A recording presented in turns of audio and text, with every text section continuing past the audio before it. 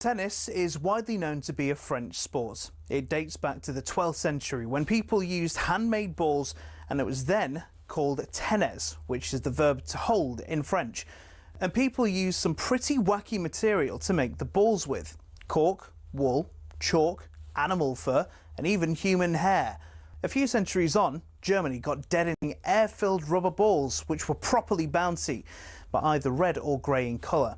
These were manufactured in Melton Mowbray. That's right, the home of the pork pie. One problem: the balls kept on breaking on impacts with the racket. The call of "new balls please" seemingly coming over every other point. Step forward English lawyer and tennis enthusiast John Moyer Heathcote, who suggested balls be covered in flannel to stop them from degrading. And thus the modern-day tennis ball was born. But these were white or black, so how did they become yellow?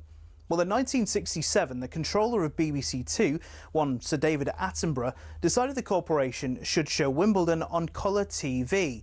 He got his wish, and it was wide into people's homes across the country. The only sticking point: the white balls were nearly impossible to see on the screen.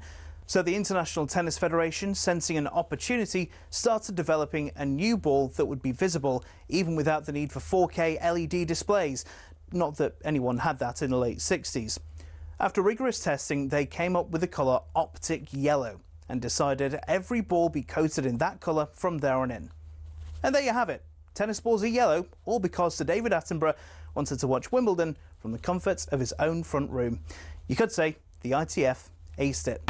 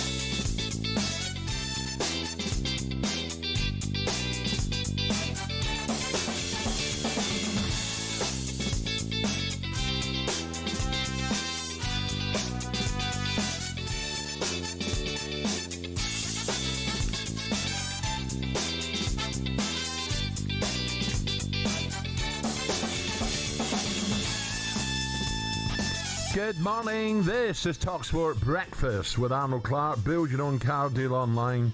All with a few clickety-clicks, they make buying your next car easy. Ali's with me, albeit a few hundred miles away, but he's here. A bit of Sir Rod to kick off the day there after the rock legend took to Glastonbury for the legend slot on Sunday. Not only did he invite Mick Hucknall, Ronnie Wood and Lulu to the stage, but he finished his set with a whole band in Ali's favourite colours. Wake up, Maggie, I think I got something to say to you. It's late September and I really should be back at school. I know I keep you amused, but I feel I'm being... I tell you what, Ali, for someone who's 80, how good was that? Hour and a half. Wow, I thought it was different class. I mean, hour and a half, unbelievable. I'm telling you right now, I didn't watch. I watched all of Rod. I didn't watch an awful lot of Glastonbury. There was some stuff that I could take or leave, to be brutally honest with you. But I thought Rod was, I thought he was superb. Superb, I really did. I thought his band were good. I thought the girls were good. I thought he looked different class. I thought he was, I thought he might be the pick of the bunch, to tell the truth. Well, I tell you who else was good, Ali. Right, listen, I loved it and watched every bit of it. Just before, Chic, Nile Rodgers, they were brilliant. Oh, yeah, absolutely. But was Nile Rodgers and Sheik on? Was it 2 years ago? And maybe. Same again. Yeah, brilliant. Yeah, it definitely was. It might even have been last year, by the way, Alan. Superb. Absolutely different class.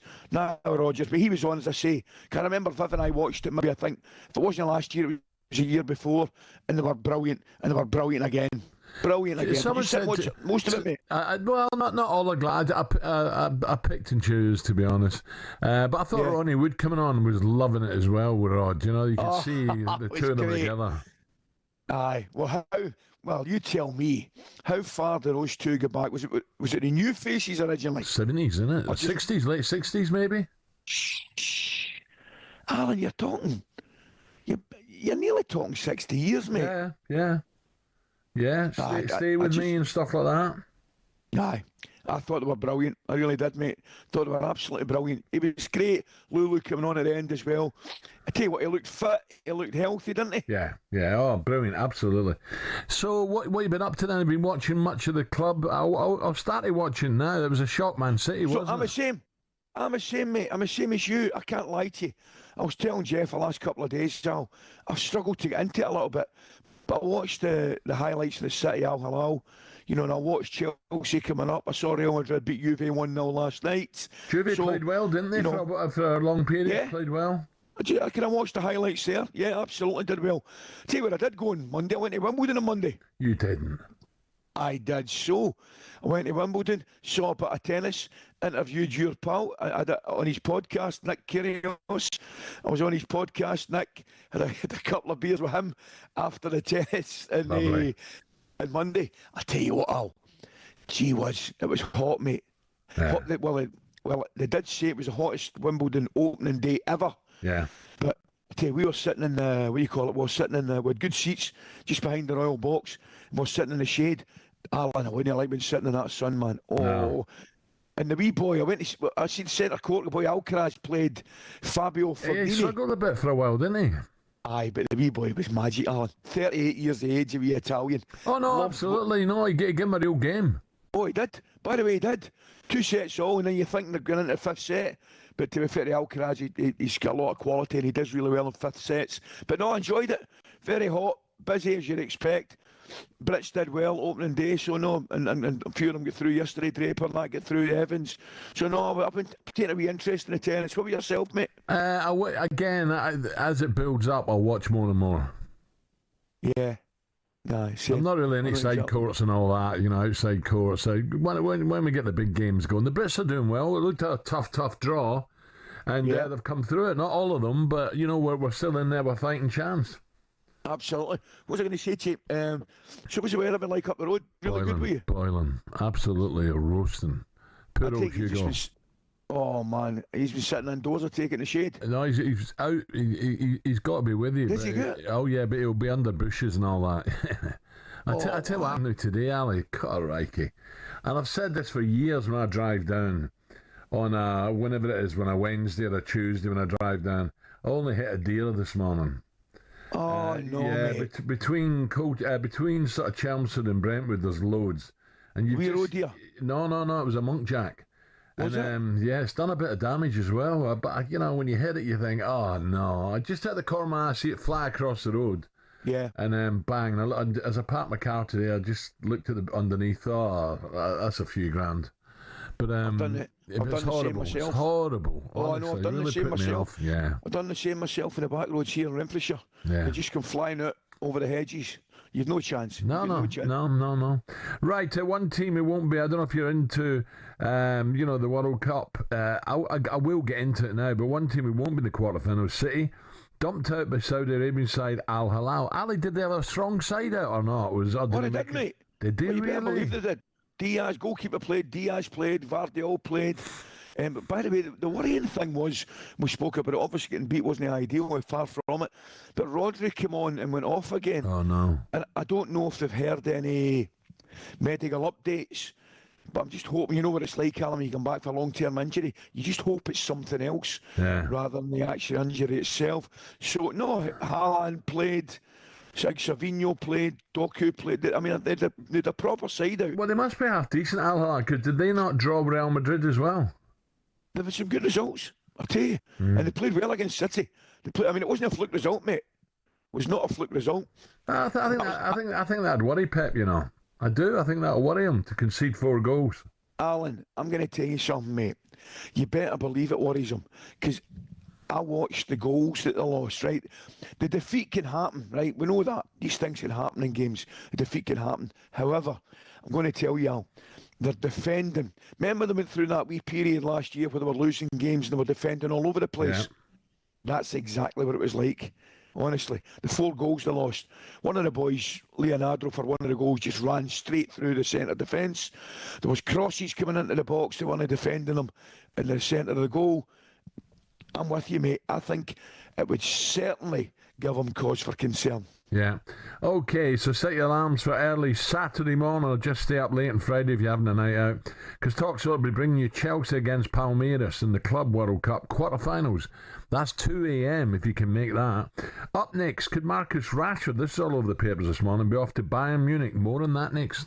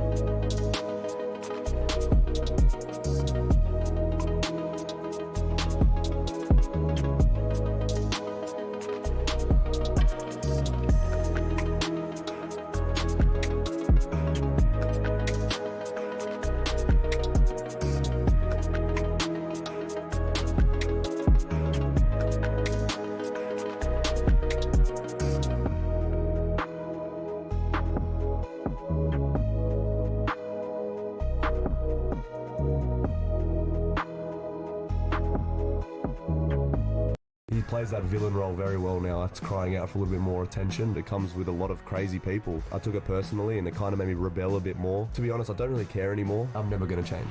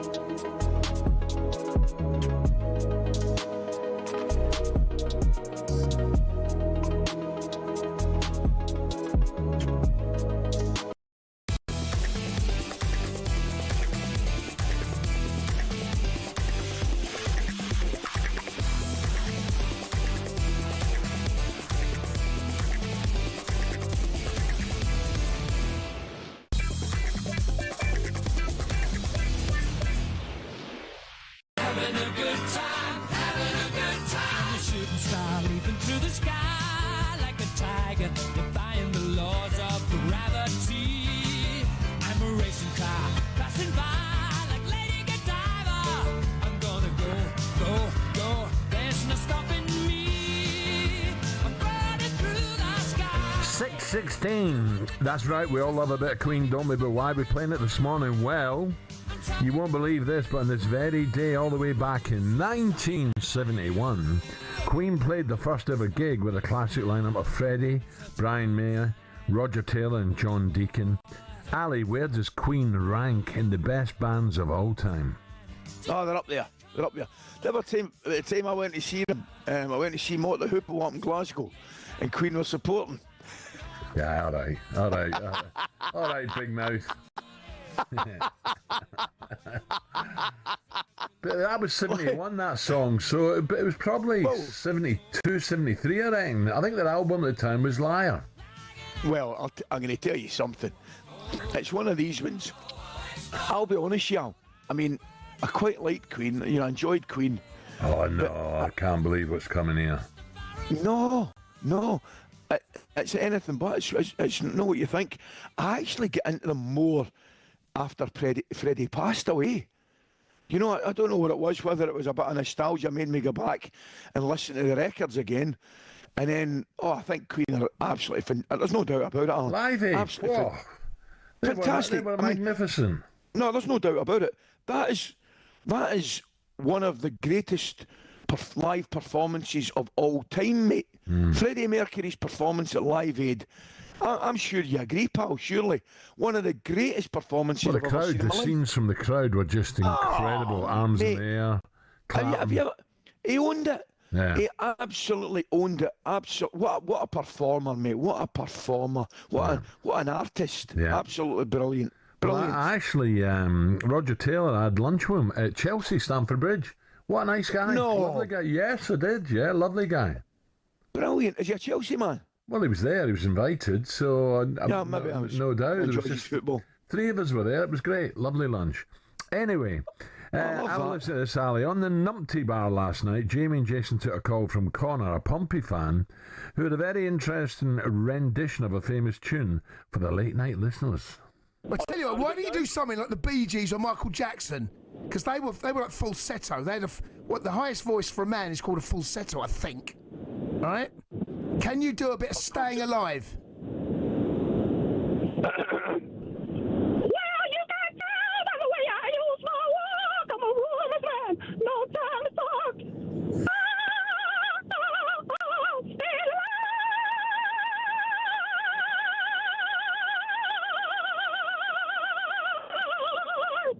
I tell you what. Oh, no. That's unbelievable. That's one of the most sensational things I've heard. That's brilliant. Easily Well, pleased, I isn't need he, to- Ali? Easily pleased. Sadly, I couldn't hear it. Because, I don't know, there must have been a fault in the line. I could hear Oh, Jace. really? No, I could hear Jason. I could hear. Oh, we haven't missed much. Was it that bad? Was it? The guy tried. Let's look at today's back pages. At 6:20 with Tesco Mobile for Business, here comes Olivia.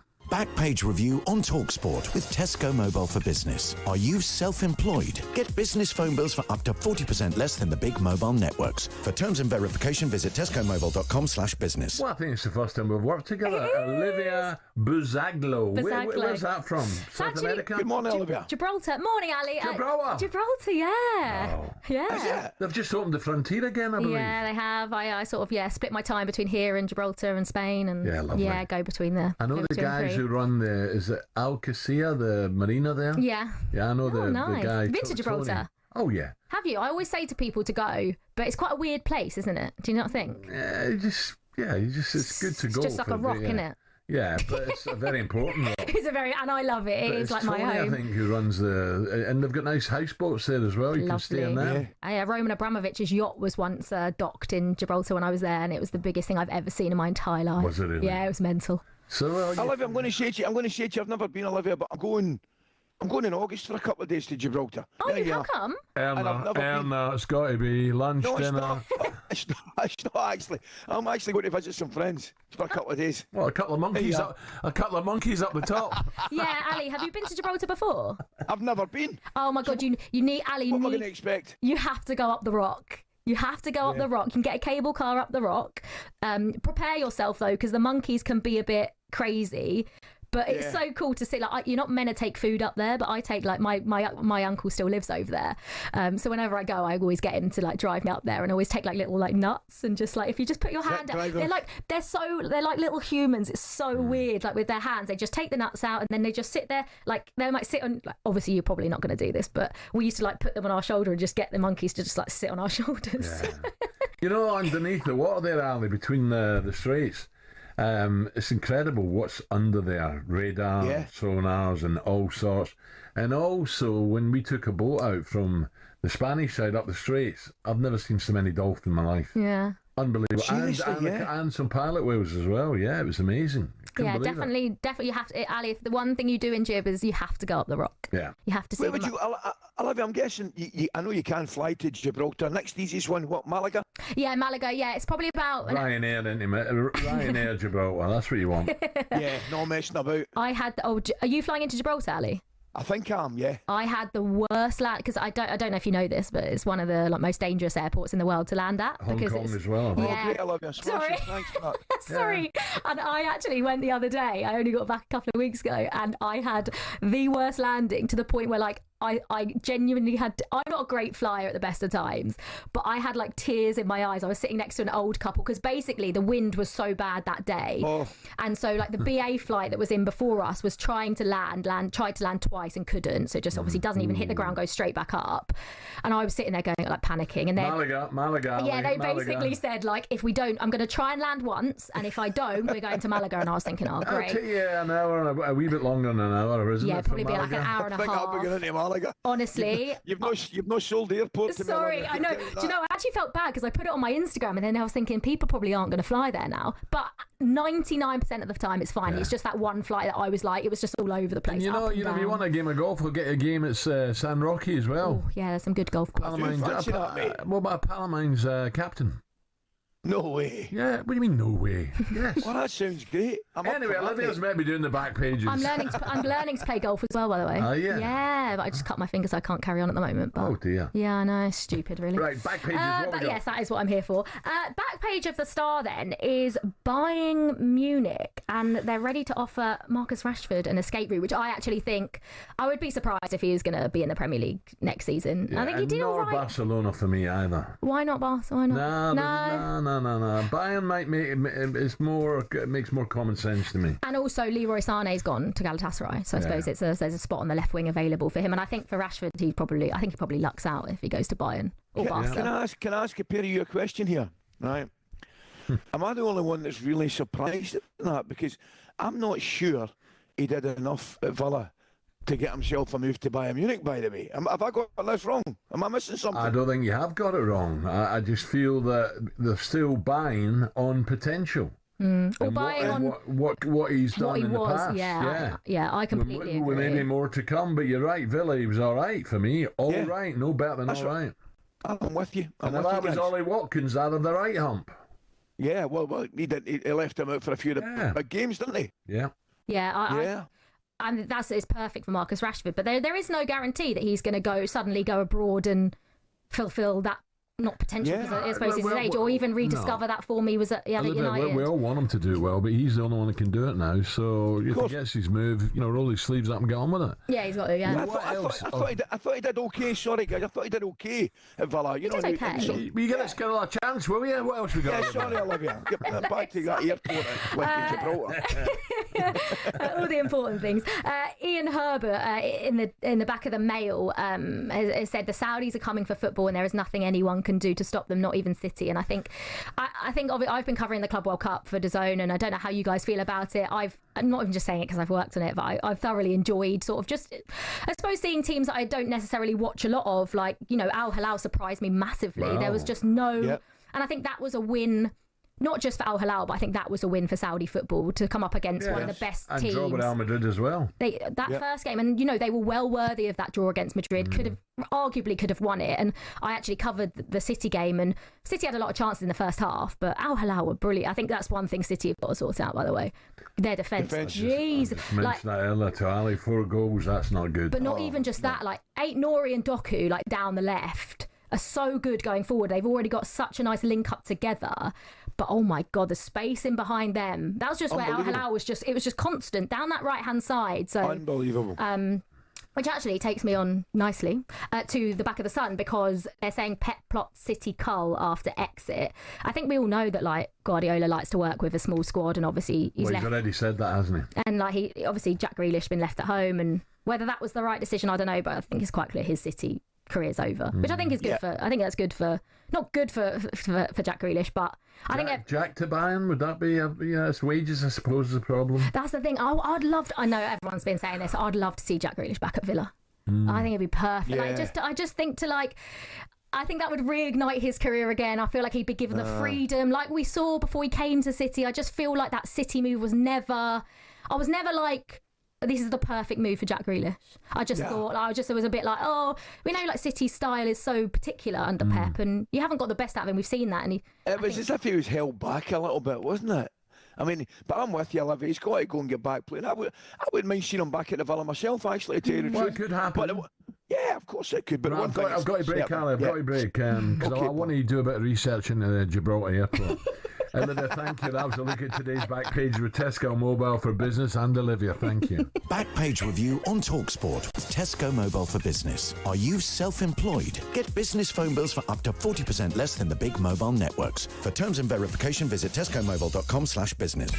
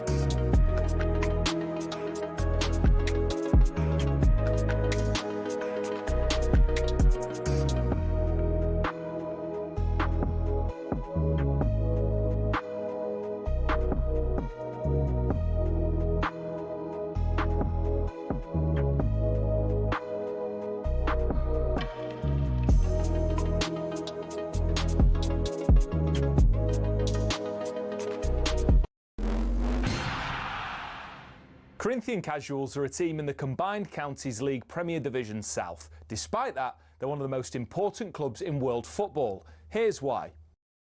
The club was formed in 1939 as the result of a merger between Corinthians FC and Casuals FC. Now, Corinthians FC were founded in the late 1800s when the FA's top brass were absolutely sick of getting pumped by Scotland every time they played them. As a result, Nicholas Lane Jackson set up an amateur side which would bring in the best players who could all play for the national side.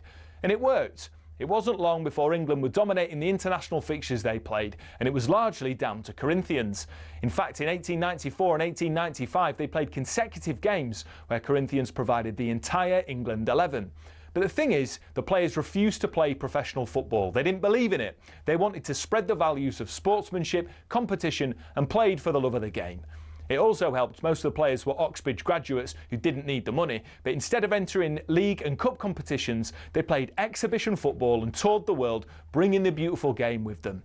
Think of it like the Harlem Globetrotters of football, and it was this which spread the game throughout the world and made it so popular. Most famously, in 1910, they travelled to Brazil, and the locals in Sao Paulo were so impressed they started their own team under the same name. Yes, the same Corinthians who won the FIFA Club World Cup in 2021, one of the biggest clubs in Brazil.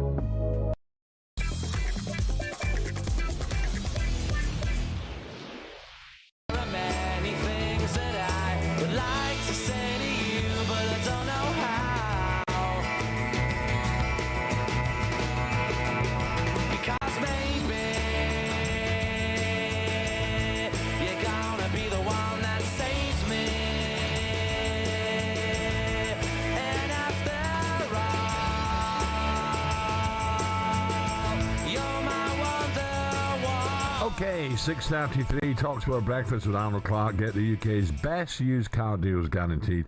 Ali with me. Ali, by the way, well done, Lee Westwood, winning at Dundonald Links, qualifying for the Open. Fantastic, wasn't it? I saw it. Aye, great. It was it. And brilliant weather up here, by the way. It was great for him, I think. I saw the boys were saying, a few lads were down watching. It's a great course, by the way, Alan. Have you been up here and played it? No, but I've heard it's special. Aye, lovely, beautiful. Where is it? Where is Dundonald Links? Where is it for people? It's right next to Western Gales, down towards. Oh, Ayrshire, down that way. Yeah, of course it is. Absolutely, it's kind of, well, I know it's stating obvious. Kilmarnock, Dundonald, Irvine, get Irvine. You know what I mean? Just run about there. Beautiful course. It's lovely, mate. We get some great courses, haven't we? Prestwick, Troon, Turnberry. You know, Turnberry takes a bit of beating. Kingsbarns up north. You know, that's another great course. Kingsbarns, but see down that west coast, best lunch on the planet at Old Prestwick, by the way. The best lunch on the planet. You go out on a Saturday, play with the boys on a Friday, and then they've got the big table in the kind of dining area, and you just go in. What a lunch it is, mate. Brilliant. You could lose yourself for weeks in there. Prestwick, right, okay. Yes. The wait is finally over as the reunion of the century starts this weekend. We're giving you a chance to win a pair of Oasis ticket in Manchester. Date July 19th. Yeah, you heard that right. Oasis Live 25 is sold out, but we can get you in. Yep, talkSPORT can. But that's not all. Alongside the tickets, we'll put you up for a night in a hotel. Put $5,000 in your back pocket, completely tax-free. Listen up right now for everything you need to know and how to enter. All right, Arcade, you have to be over 18 to enter in the UK, excluding Northern Ireland, for the chance to win a pair of tickets to the most electrifying rock and roll reunion of the century, a hotel stay and $5,000 spending money. Text the word Oasis to 83338 by Monday the 7th of July at 11 p.m. and you'll be entered into the draw to go supersonic this summer. Text costs £2 plus one standard network rate message. You must have the bill payer's permission or post your name and number to Oasis Prize Draw, PO Box 3190, Colchester, CO2 HEP, to arrive by 5 p.m. on the 10th of July. This is a talkSPORT limited promotion run on talkSPORT, Talk and Virgin Radio UK stations. Full T's and C's at talksport.com. Good luck, yeah? Sorted. There you go, sorted. Now, I don't know what you were doing last Friday, Ali, but by all accounts, there was a surge, an absolute surge in breakfast shows around the country. Oh, yeah. Thousands and millions of listeners tuned out to tune in to different shows. Because last Friday, one man who blew his chance to go to Aces was the chunk, Jamie O'Hara, when he attempted to host the breakfast show last Friday. Have a listen to this, numpty. An actual Wonderwall. Oh, my God. Come on, Jay. What do you mean, come on? Come on, mate. Come on, Jay. It's like one of the most famous songs in the world. I know it's famous, but... What is it? It's a wall, isn't it?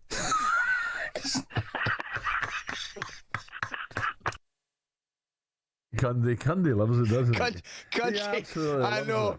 Listen, I was with him yesterday. I saw Cundy yesterday, and I was asking him about it. And he Where? Before I went back up the road, they went for a quick drink in the wee place next to the office. All right, okay. Before I got my flight back up, and Jace came in just to see the boys.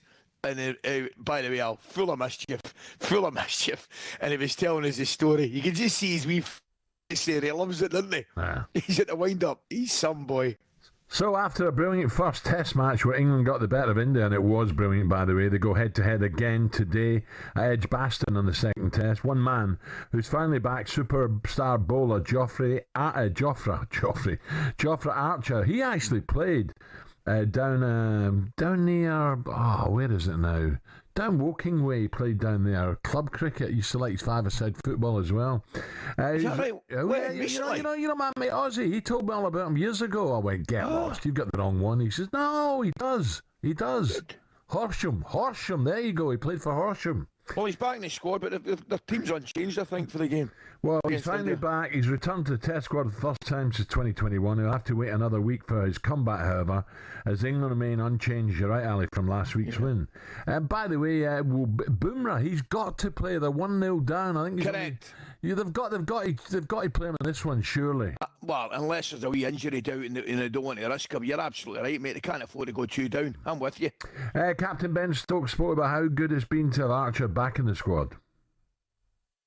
I think it's very important for Joff to be around the group this week. It's been a long time for him, and the last time he was in the Test dressing room, obviously that was, under a different regime. So I felt it was important, even if he didn't get selected this week, that he spends time around the group, because hopefully that we will see him play a part in this series going forward. So that time spent with Joff, with the other individuals in this group is very important for the rest of the series, not just the performances out in the field as well.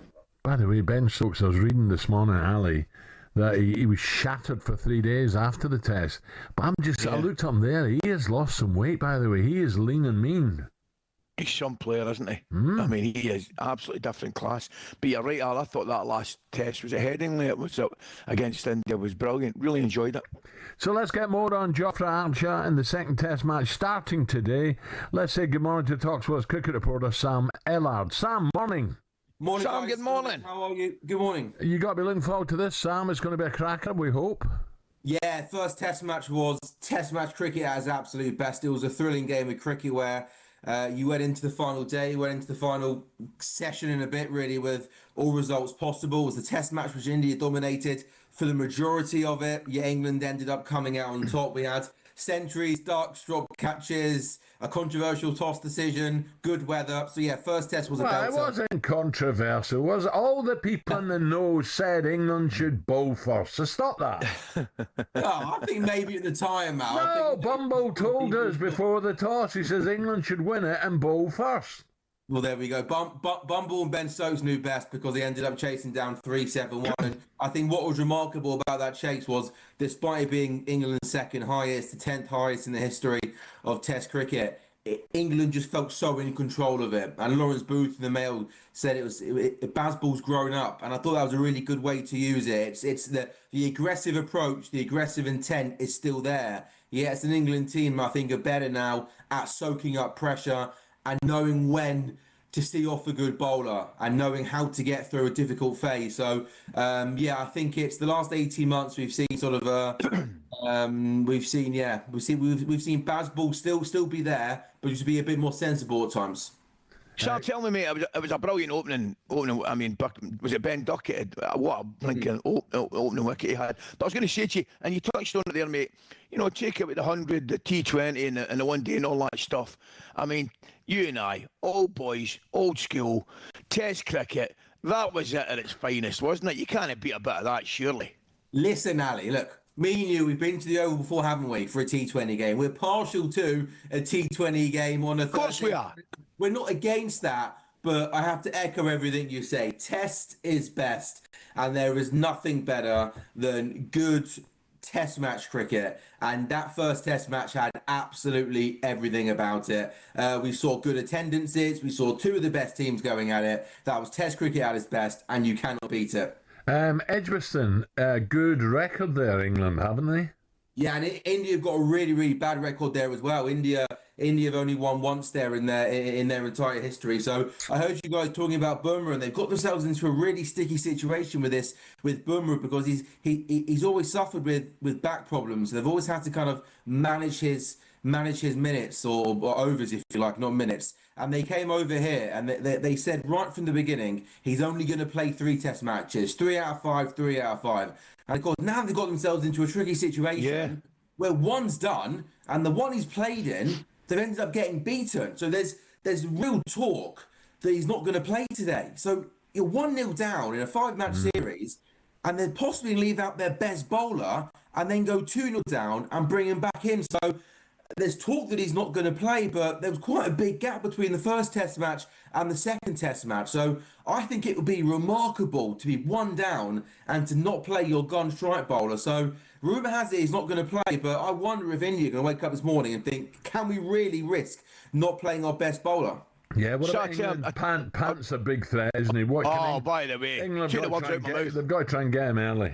Probably arguably the most entertaining cricketer in the world right now. I mean, an absolute genius with the bat. He's literally got an array of shots. Some of the positions he finds himself in, scooping it, it's remarkable. He's a keeper, he's a character as well. He's got a really fun celebration, somersault when he plays. And yeah, he's that sort of cricketer out that he doesn't just score runs, he scores runs quickly so he can take the game away from you. He's like a baseball player really in a way. He goes really, really quickly, entertaining. And to be fair to India, they batted. Their top 5 batted so well in both games. They found themselves 430 for 3 in first innings and 280 for 3 in their second innings, and should have batted England out of the game. But in both innings, their lower order collapsed. And fair play to England, they wrapped up the tail pretty well. But India's top 5, I think the stat was there was the most amount of centuries scored for a team in an innings that then got on to lose. It was absolutely remarkable. Do you think, Sam, that was, if not the turning point in the game, the last game, but certainly a key point in the game, and it was the collapse of India in the second innings? Because as you correctly say, at that point, England must be thinking the game's slipping away from them, and then bang, with that collapse, they've got themselves back in the game, and they've got a chance to go and win it, which they duly did. Ali, 100%. I think two things cost India in that first Test match, and you're absolutely right. They collapsed in the you say collapse in their first innings, but certainly collapsed in the second innings when they found themselves 287 for 3, bowled out for 364. England should never have been allowed to chase 371 to win that Test match. India should have bowed them out of it and literally gave them absolutely no chance. And the second thing India have got to improve on in this Test match, catch. They dropped way too many catches, and they gave England way too many lives, and it cost them. But I cannot wait, boys. It's going to be a cracking Test match. And now I hope that come 10 o'clock, you're going to have yourself a nice little debrief, nice little beer, Canary Wharf, cricket on the TV. Please tell me that's what you're doing. Oh, mate, listen, unfortunately, I'm up the road, but I will certainly be watching the cricket. Listen, mate, you're looking really, really well, man. You look as though you've lost a bit of timber. You're in good shape. Your love life's obviously flying, pal, by the looks of things here. Did you hear that, Big Al? Ali, I promise you, last time I was in the studio, I walked in and Al, without even saying good morning, just said to me, you put on a bit of weight, haven't you? I thought, morning, Al, nice to see you too. Well, because you've lost the beard now, so the beard, that's why. Yeah. Thank you, Andy. That means a lot. Ali That says, means a look, lot. I'm going to wind him up in a minute, so don't great, take it pal. too hard. Right, enjoy the second test. It's going to be great, Sam. Have a good one, boys. A reminder that overseas listeners can hear live ball. Yeah, what's wrong with you, McCoist? A reminder that overseas listeners can hear live ball-by-ball commentary of the second test between England and India on the talkSPORT Cricket YouTube channel, where coverage get underway 10:30 on Friday. Right, still to come. Superstar Breakfast preview on talkSPORT with Travis Perkins. Find everything you need for your landscaping project in stock and available for delivery. Terms and conditions apply. Now, I touched on it earlier with a brilliant show on the way. Superstar golfer Lee Westwood will join us after he qualified for the Open yesterday at the Donald Links. So I've spent quite a lot of time with President Trump. Yeah, I got to say, as a man, I think he's a nice human being. As a golfer, he kind of gets it round the golf course in his own way. There you go. Plus, with all the best quiz on radio, simply the best, taking on Ali in today's quiz is none other than Phil Tuffers. We don't want you to miss that one. Gabby, you're given the first letter of this word, so that you must get this right. And that word is bolognese. B. Jermaine. A. What?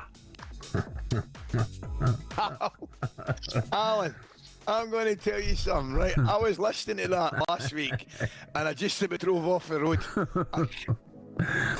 Well, Bollockich, I mean, he came clean. He says, when I went to school with Gabby, but I was always stuck in the corner where a traffic cone in my head where Gabby was in the middle. I'm telling you, it was brilliant radio. I was howling, mate, howling. I think he just got up, to be honest. Plus, we've done that. Next door, we're looking back at day 2 of Wimbledon. Djokovic survived a little scare yesterday after a bit of treatment, but is through to round 2. That was a look ahead with our good friends at Travis Perkins. Superstar Breakfast preview on talkSPORT with Travis Perkins. Join the club and get low trade prices. Find out more at travisperkins.co.uk or download the app.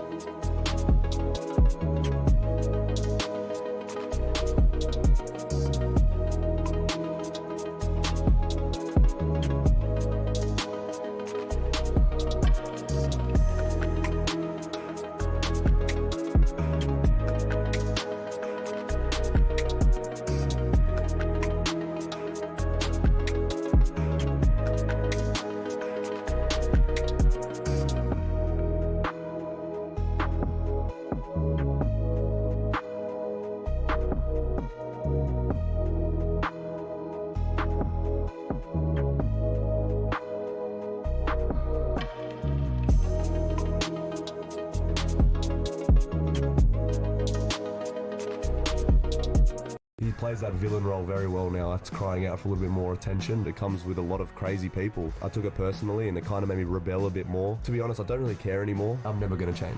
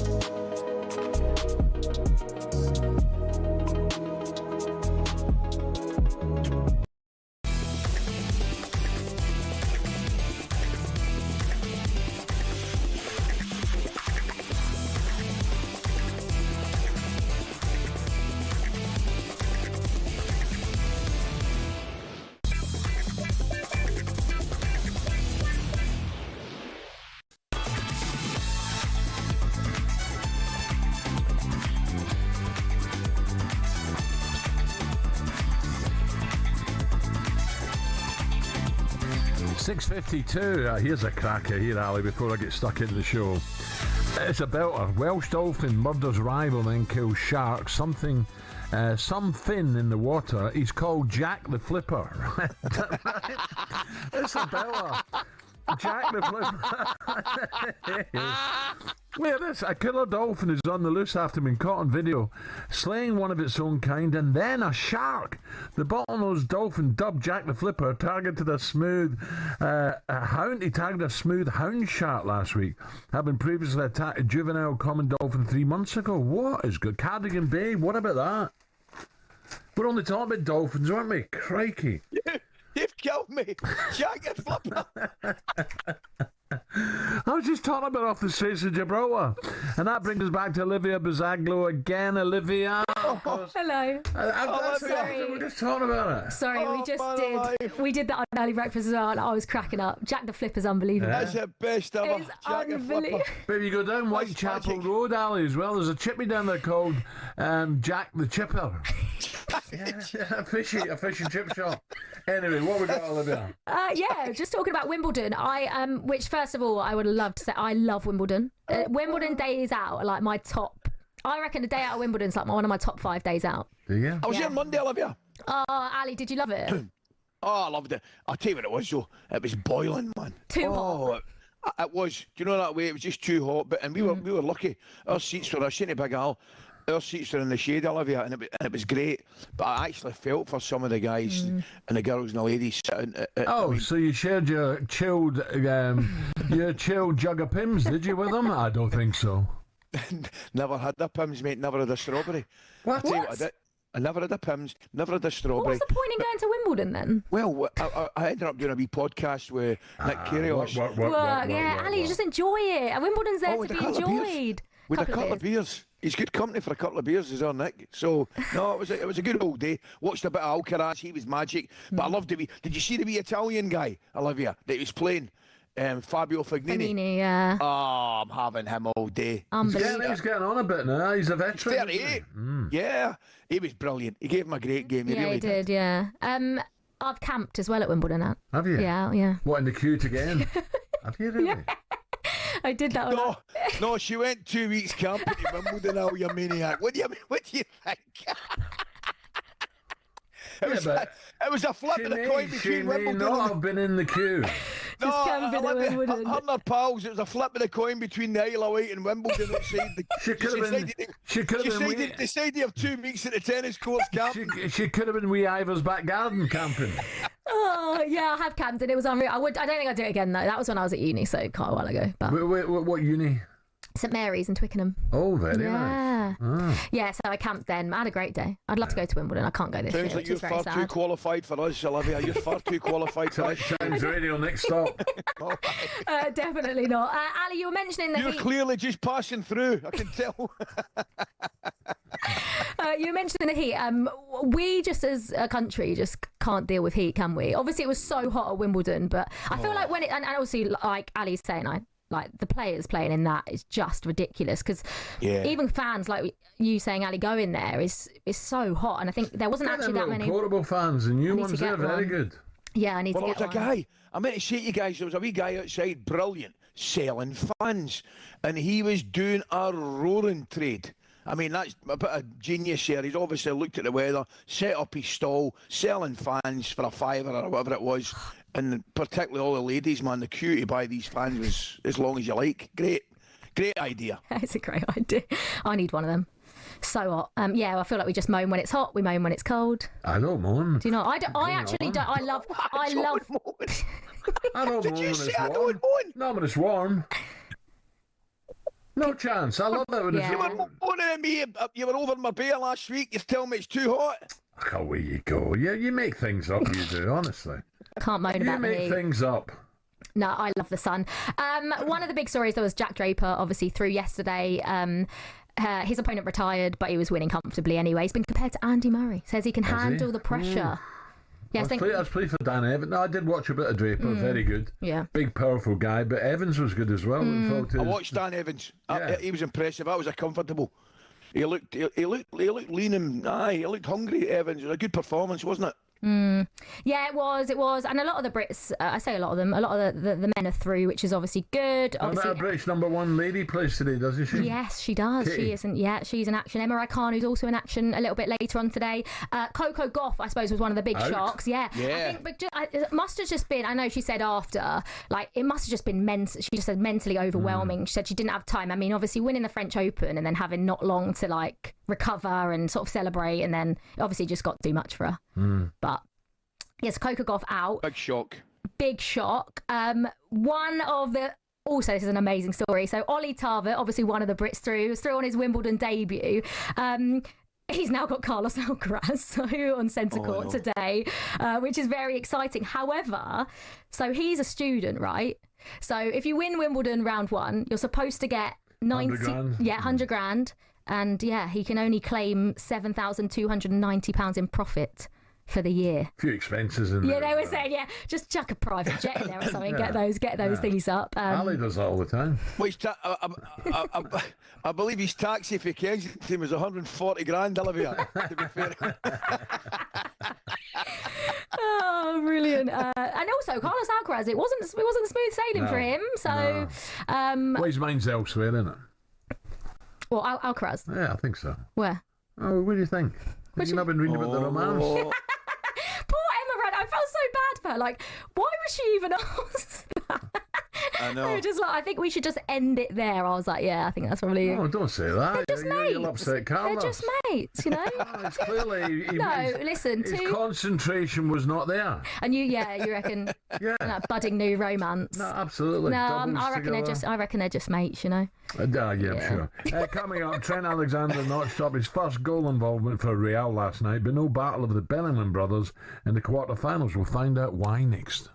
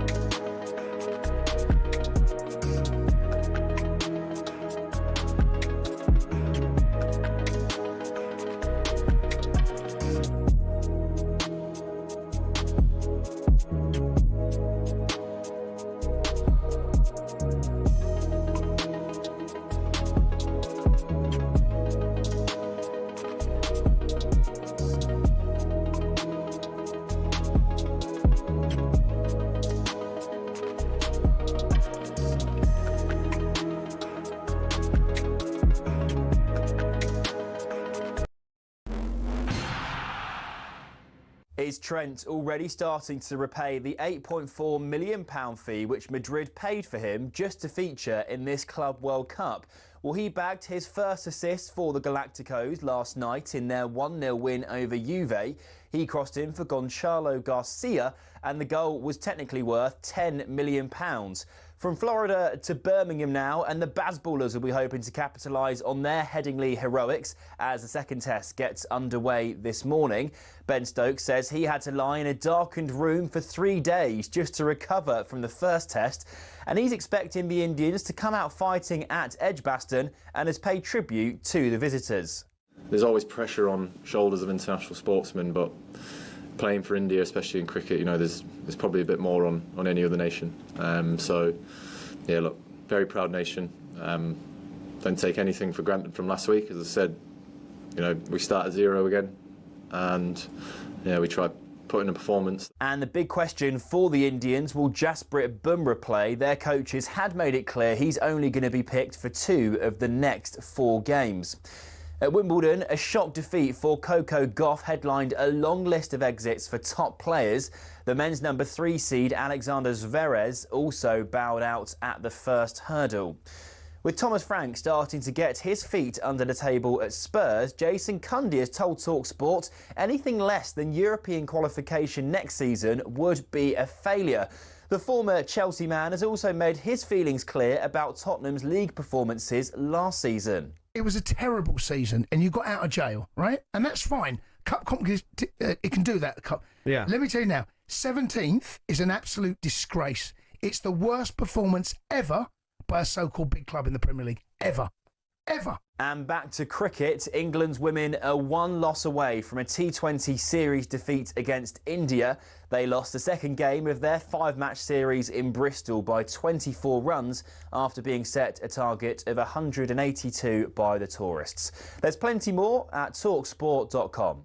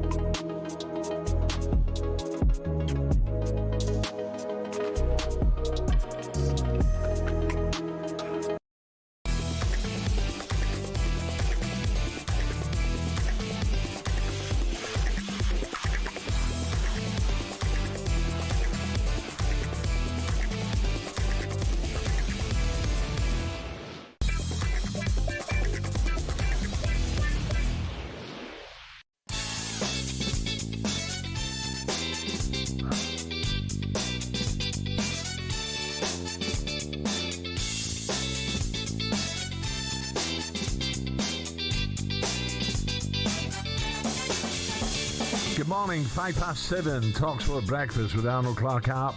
Buy a car and opt in to Arnold Clark Rewards to enjoy access to great giveaways and everyday perks. Ali's with me on the way for you this morning from a world number 1 Lee Westwood. We'll be playing in a major for the first time in 3 years after sailing through the qualifying yesterday up at Dundonald Links. We'll find out if he has his eyes on the claret jug at 8 o'clock. Dan Evans won his first game at Wimbledon in 4 years yesterday, and his reward, a second round tie, with Novak Djokovic. Dan will join us at 9:15. And we'll be joined by a legend of English cricket and star of A Question of Sport, Tuffers, Phil Tufnell. We'll build up to today's second test between England and India and take on Ali in Simply the Best. Now though, Real Madrid have booked their place in the Club World Cup quarter-final. It's a clash of European royalty in Miami. Giants of Spain and Italy do battle. It's Real Madrid against Juventus. Yildiz, and he plays in Colomouani, who's suddenly away. Colomouani! He's lifted it over the crossbar. Massive chance for the French international. Left corner of the penalty area. Into the box now. Cuts it back in the header. They are racking up the chances here, Juventus. And they're targeting the Real Madrid right-hand side as Alexander-Arnold drifts. It'll come out to Trent Alexander-Arnold, his cross, and the header is in! And it's that youngster again, Gonzalo Garcia! And where have we seen this this movie before. Real Madrid, second best at times, but they find a way. Real Madrid 1, Juventus 0, and Xabi Alonso's men are through to the last 8. Yeah, looked a good crowd as well. Trent Alexander-Arnold registering his first assist as a Madrid player as Xabi Alonso's side beat Juventus to reach the quarter-finals of the Club World Cup. The Spanish football expert Terry Gibson, he doesn't think Trent will be a regular starter in Madrid. Gibbo. Carvajal is a better defender, and he does give you something going forward. I don't think there's any doubt that Alexander-Arnold's strength is going forward, and he's probably better at putting the crosses in and the diagonal passes and set pieces and stuff like that, taking of direct free kicks. So there are differences between the two. I think just Danny Carvajal just edges it in terms of he's good at everything. Yeah. Alexander-Arnold is brilliant at one. Ali, I don't know about you, but I just get the impression everyone's against Trent here. No, I wouldn't go that far, Al. I think a wee man makes a great point, actually. I mean, do we automatically think that Danny Carvajal is going to go away here with a fight? No chance, none whatsoever. I mean, he scored. I was at the Champions League final. Was at Wembley when he scored against Dortmund. Carvajal's a very, very good player. Clearly coming, at the wrong end of his career age-wise. But he's not going to go anywhere with a fight, Al. I would say Terry makes a great point. I expect Trent Alexander to play more than his part for Real Madrid next season. But I think what Terry says is spot on. I think he's used to the ball, Alexander. We saw it for his cross for the goal. For Garcia's goal, which he headed in against Juventus. That's what we'll see a lot of. But, I mean, that is a tough club to be guaranteed your place every week. Okay. So I think it's just kind of sending a wee message out, and I wouldn't necessarily disagree with Gibbo. Let's get more reaction to Madrid booking their place in the quarterfinals. European football expert Kevin Hatchford. Kev, a very good morning, Kev. Good morning, Kev. Morning, guys. How are we? What about all good? What about Trent? And I hate all this, big news about first assist and crikey, that's the game, innit? That's his job for God's sake. But will he start? Will he be number one? Will he hold down his place, or will they share this right-hand side spot? I think they'll end up sharing, and I think there'll be different situations that they'll be required for. And I think actually what you might find is that Trent will play a lot of wing back, and actually Danny Carvajal might end up playing that wide-ish centre-back role on the right. So they might have some games where they're both in the team, actually. Because if you look at what Xabi Alonso does, he tends to mix and match. He tends to move players around. If you look at Jeremy Frimpong, who's just signed for Liverpool, he played sometimes as a wing-back, sometimes as a winger, and sometimes as a striker in certain games. Wow. So he'll have a certain idea about what he wants Trent Alexander-Arnold to do. But I think Trent's made a solid start. Defensively, he had some problems last night against Juventus, there's no doubt. Certainly against, they started really well. Colin Moani, Yildiz, they looked really, really good first half. But with the ball, obviously made the goal. So, as we've always known with Trent, there's that give and take with his performances. Kev, tell me, what 20 minutes we saw of Mbappe. Come on, how did he look? He looked all right, actually, considering he's been really ill with gastroenteritis. He looked sharp. He had a few nice tricks and flicks, some of which were necessary, some of which were not. But we've come to expect that. And he had a nice link up with Vinicius Junior. So I was a little surprised they didn't make more of it, actually, because Juventus, as they were pushing to get back in the game, there were a lot of opportunities on the counter for Mbappe and Vinicius, and they didn't quite put Juventus away. But, yeah, I think good signs. But Gonzalo Garcia has been excellent, and he is that kind of old-school number 9 that they haven't had since Joselu went. And it's great having Mbappe, Vinicius, all that attacking quality. But sometimes just having a guy who knows where to be in the penalty area, not that Mbappe doesn't, obviously, but he has that old-school instinct for goal, as we saw last night. That makes a big difference. Come through the youth academy, hasn't he? He's only 21 years of age. I mean, I watched, as I say, only watched the highlights last night, and I know what you mean. I know exactly what you're saying. He kind of positions himself more like an old-school centre-forward for that cross. Yeah, and Dean Ashton was in commentary with me for the game, and he said in the first half, Gonzalo Garcia can't get in the game because he doesn't have the service. But when he does have the service, he'll come into it. And as soon as that cross came in, he picked up a pocket of space and a lovely finish with the header. So he's a really interesting character, very fiercely competitive. They absolutely love him at the academy. His granddad was a matador. And his granddad's cousin, would you believe, Rita Hayworth. No way. No.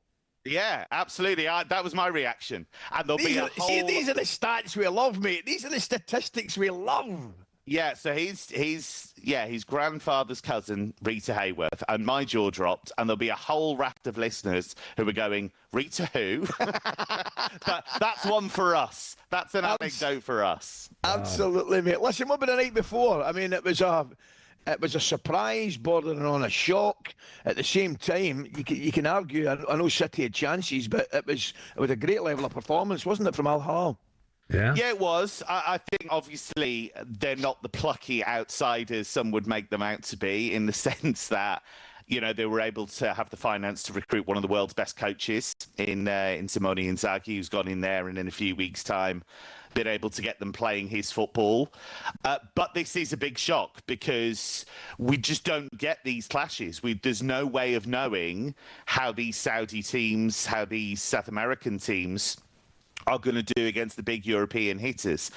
And the other thing that's a bit different, of course, is that City are in a really strange position anyway, because they've got Rodri coming back after this long injury absence, so he's not quite at his best. It's been a long old season anyway. And we're not used to seeing Manchester City lack confidence. And I think that's where they're at right now. I think they look so vulnerable. I think the goalkeeper has really struggled, and not just recently. Yeah. I think over the past year, Ederson's been making a fair few mistakes. So, yeah, Al Hilal, you have to give them massive credit, because I felt they would qualify. I felt they would get to the knockout rounds, but I didn't see that coming, I must admit. Yeah, by the way, City look vulnerable in the air again from crosses. You know, that's something they've got to stop. Yeah. We're not going to see the Bellingham brothers. What's happened, Kev? Oh, no, I was really looking forward to this. It was going to be Jude against Job, and Jude did his bit. He got through. And Job's team, Borussia Dortmund, got through as well, but he got booked. So it means Job Bellingham's going to be suspended for the game. So that's a real shame. Because I was talking that up ahead of time, because it would have been a reunion either way, because it would have been Jude against Job, or if Monterrey had got through, Sergio Ramos going up against Real Madrid, which would have been great. Yeah. But Dortmund have done well, considering they had to really scramble to get in the Champions League at the end of the Bundesliga season. They've got to the quarterfinals. They will cause Real Madrid a few problems, because I look at that first half. Real were great in the second half, completely controlled the game. But first half got caught cold, and with Guirassy in the form that he's in up front, if they get chances, I think they'll take them. Kev, we look forward to it. Thank you. Thanks, Kev. Have a good day, mate. Right, set your alarms for early Saturday morning, or just stay up late on Friday if you're having a night out, because talkSPORT, we're going to be bringing you Chelsea against Palmeiras in the Club World Cup quarter-final. It's 2 a.m. Next up, you hear from Eddie Hearn on why Eubank Ben will be unmissable once again.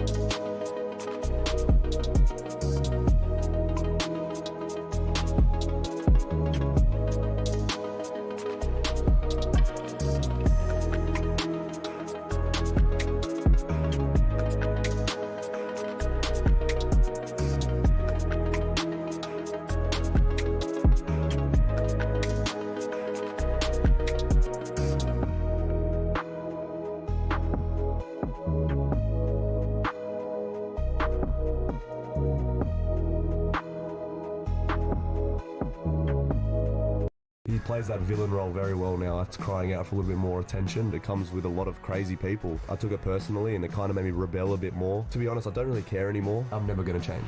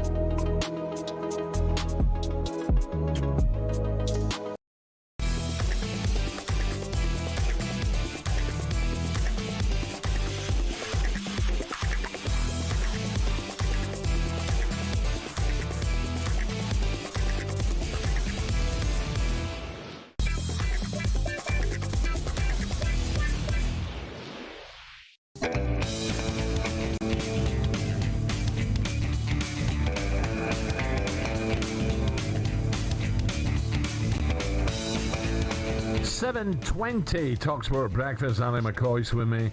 Now, Conor Benn and Eubank Jr. have confirmed that they will have they're having this rematch. It'll be in September. Ben's promoter Eddie Hearn joined the boys on Drive yesterday. When Dan and Ben told him he wasn't excited by the rematch, here's how Eddie responded. I just think that's such a bizarre view, Darren, and it's not just your view, by the way. I've seen a couple of tweets like that as well. We're so negative in this country. You've just seen the fight of the century, right? Some people thought Conor Benn won that fight. I thought Eubank edged the fight because of a great finish. But it was back and forward, it was drama, and it wasn't just drama, it was Oscar-winning drama on the night. It was a night like I've never seen before in terms of the storyline, in terms of the fight itself. And now we've got that activity from Conor Benn. We think we can beat him. It's just, you know, I just don't get the whole, we've just seen the fight of the century. We're going to do it again. Oh, why do you need to do it again? Because it was unbelievable. And guess what? It'll be even better this time. And guess what? I think our man will win this time. Ali, listen, I'm looking forward to the rematch. Don't worry about that. I thought it was a great fight. Oh, listen, mate. Well, I'm going to tell you, I was listening to Gareth, obviously, talking about the fight, and I was in agreement with Gareth. I loved it. Absolutely loved the fight. I really enjoyed it. I'm not sure if I'd go as far to say it was a fight of the century, but it was a brilliant fight, really enjoyable. And I thought, that'll do me. You know what I mean? I wasn't that, I thought, I won off. I wasn't that happy with the people coming down weights, you know, people going up weights and all that kind of stuff.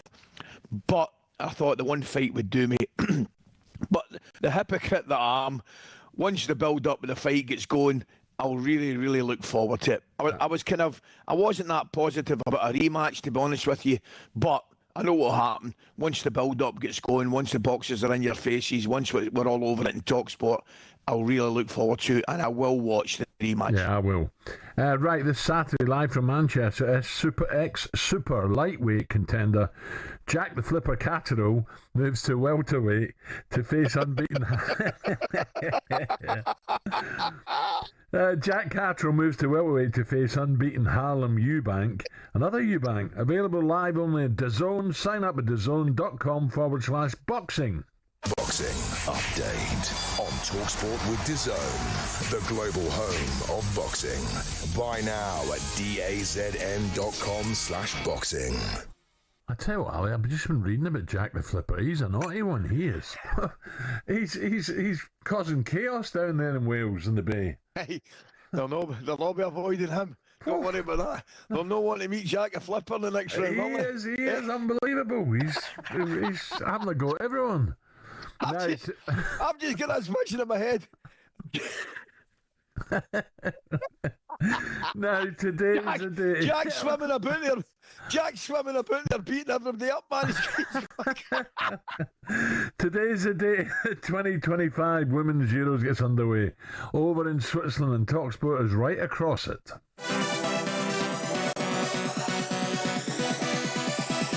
the European Championships get underway. Right-footed drive, hits the post, comes off the goalkeeper, and in! Spectacular hit from Diani. Cuts back onto her right foot and finds the net.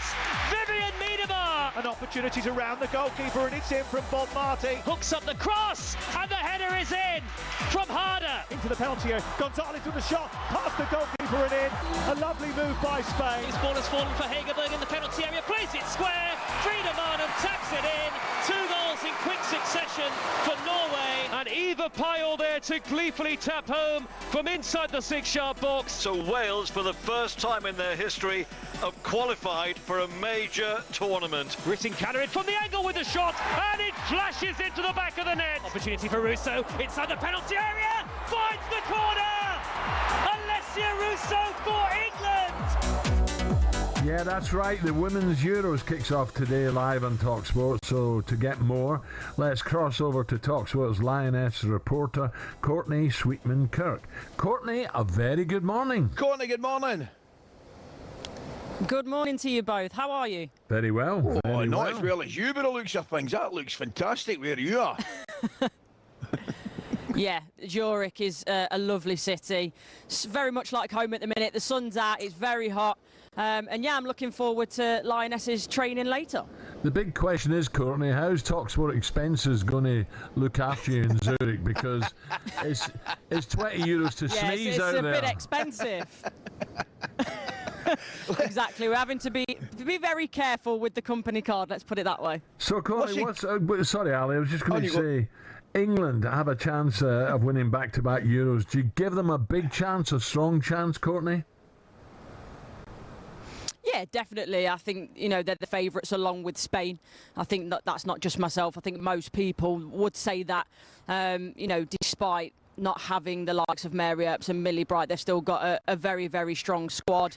The send-off game for Jamaica, yeah, it was a good win. Is it sort of the level of competition they're going to be facing in the tournament? Absolutely not. But I think, we've seen earlier in the Nations League beat Spain 1-0, so I think that was probably very important for experience and confidence going into this tournament. And yeah, I give them a really strong chance to make the final for sure. Courtney, tell me, I mean, we've obviously seen it recently with the Club World Championship in America, and we can see it behind you there. And I was doing a wee bit of research here. I was reading that some of the temperatures for the 6 o'clock games could go up to between 27 and 30, 9 o'clock a little bit cooler, 24 to 27. But clearly it's going to be very, very hot for the girls. Yeah, it is, and it's something that I spoke to Adrian Durham and Tash Dowie yesterday, actually last night. They'll be out here on Thursday joining us. But, in terms of what difference that may make, the likes of, Spain, for example, are used to playing in these types of heats, whereas, it's very unseasonably warm here in Switzerland. Everyone's telling us that it's, we're having a heat wave over Europe, aren't we? So, it's interesting. You've got the likes of, Lucy Bronze, Alex Greenwood in the squad that have played in France and Spain, and Kira Walsh the same. So they'll be used to it. But I think as a whole for the squad, it'll be interesting in terms of, what the doctors, the physios, and obviously Serena Wiegman, the manager, and her coaching team are doing within the sessions. It'll be quite interesting to see today, whether they'll have stuff set up on the side, obviously sort of the ice buckets, the ice towels. They'll probably have the shade set up, because it's one thing playing in it, but also training in it and making sure that you're getting the right rest and recovery, and obviously the fluids back into your body. So I do think, I said this yesterday, that might play a part in the tournament this year. So, Courtney, we mentioned Spain, England favourites. What about the host, Switzerland? Do you give them much of a hope? Personally, no. If we're playing it on paper, but we all know it's not played on paper. I think the one that I look back to was a few years ago in the Netherlands going into their home tournament, and probably nobody gave them a chance. I think they were in a better position and obviously had Serena Wiegman in charge at the time. But, I think that they've got, a few standout people that probably a lot will recognise in terms of Alicia Lehmann. Obviously, played in the WSL, got a massive social media following as well, involved in Baller League. So probably everyone back at home knows who she is. But for me, Sydney Chantilly, who plays for Barcelona, she's only 18 years old. She's a young player, but she is a fantastic player. So I think that they've for sure not got the best squad player for player in the tournament, but who knows what a home tournament can do and what that can create for confidence and that feeling on the pitch. Courtney, just that one. Can I just get a wee quick one? I was reading a nice wee story there, Courtney, about, is it Gemma Granger? She's the only English coach at the tournament with Normie. Tell me a wee bit of brief history there. Yeah, so, you know, she's a manager that's gone through the system here. Back at home. She was the Wales manager not so long back as well, and now at Norway. So, yeah, nice to give her a little bit of a shout out, and it'll be interesting to see how they do. But she's been out in Norway for a while now, looks really comfortable out there with the sort of the lifestyle and that squad. So it'll be really nice to sort of keep an eye on her and see how she does as well. Courtney, enjoy, Courtney. Thank you. Enjoy, Courtney. See you soon. From the beautiful city Zurich. See you soon, guys. Thanks. Right, a reminder, we're offering live commentary throughout Women's Euro 2025, including all England, Wales and Spain's matches, plus all knockout games. This is what we're offering this week. Host Switzerland take on Norway is live on talkSPORT tonight at 8 o'clock. And don't forget, England get underway against France on Saturday night. Okay, coming up next, we're going to discuss whether the Lions can make another statement in the second warm-up game down under.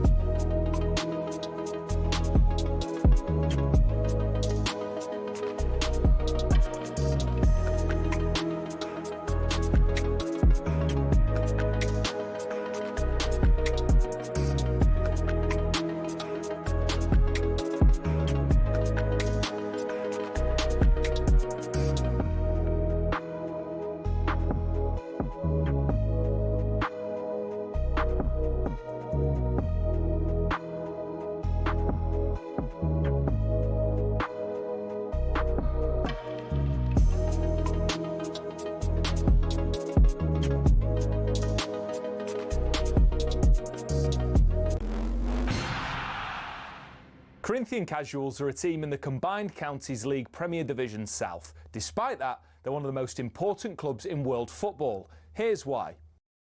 The club was formed in 1939 as the result of a merger between Corinthians FC and Casuals FC. Now, Corinthians FC were founded in the late 1800s when the FA's top brass were absolutely sick of getting pumped by Scotland every time they played them. As a result, Nicholas Lane Jackson set up an amateur side which would bring in the best players who could all play for the national side. And it worked. It wasn't long before England were dominating the international fixtures they played, and it was largely down to Corinthians. In fact, in 1894 and 1895, they played consecutive games where Corinthians provided the entire England 11. But the thing is, the players refused to play professional football. They didn't believe in it. They wanted to spread the values of sportsmanship, competition, and played for the love of the game. It also helped most of the players were Oxbridge graduates who didn't need the money, but instead of entering league and cup competitions, they played exhibition football and toured the world, bringing the beautiful game with them. Think of it like the Harlem Globetrotters of football, and it was this which spread the game throughout the world and made it so popular. Most famously, in 1910, they travelled to Brazil, and the locals in Sao Paulo were so impressed they started their own team under the same name. Yes, the same Corinthians who won the FIFA Club World Cup in 2021, one of the biggest clubs in Brazil.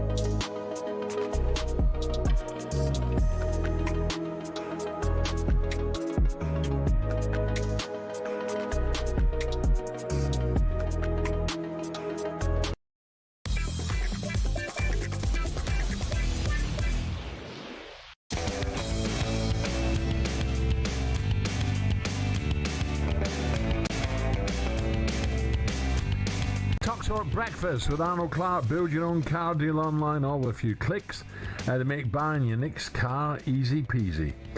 Ali, with me now, it's safe to say Rangers are going through a bit of a transition period at Ibrox. However, things might be about to change after the 49ers completed their takeover of the club earlier this month. Former owner of Rangers, Sir David Murray, joined White and Jordan yesterday and insisted the fans must be patient with the new owners. I think the fans will have to be patient. This won't be a 3-month plan. This will be a 3 to 5 year plan. These are astute businessmen who will take the club to a base level. And when this news came out recently, I was asked the question, and I said, in my opinion, you'll find out what direction of travel is with the first 3 sales and the first 3 buys. They haven't bought a player yet. They haven't sold a player yet. But I think that, they're putting £20 million in. I mean, I don't know if they've paid for all the players they've already got. I don't know where that 20 million is going to go. So I wish them well. I'm sure they're shrewd business people. They've been successful at Leeds, and let's hope they have. But I don't think it's going to happen as quickly as people would hope. Ali, what's your understanding of this? 20 million, with the greatest respects, not a lot of money. No, it's not, but it goes a lot further in Scotland than it does, obviously, in England. Yeah. And that goes without saying. No, I think the ex-chairman David's spot on. I think that you can see the way that they've run Leeds and the way they've come in at Leeds. They've kind of taken their time and they've not gone crazy. And obviously had great success last season. And I think Rangers fans would absolutely settle for that. But how would they feel about 3 to 5 years, Ali? Well, right away I can see size going on. No. Yeah, well, no, yeah. From myself included, by the way. I think, and I'm hoping, what Sir David was meaning there was maybe getting back on a kind of European stage. I would certainly hope that you'd be competing with Celtic domestically well before 3 and 5 years. I would.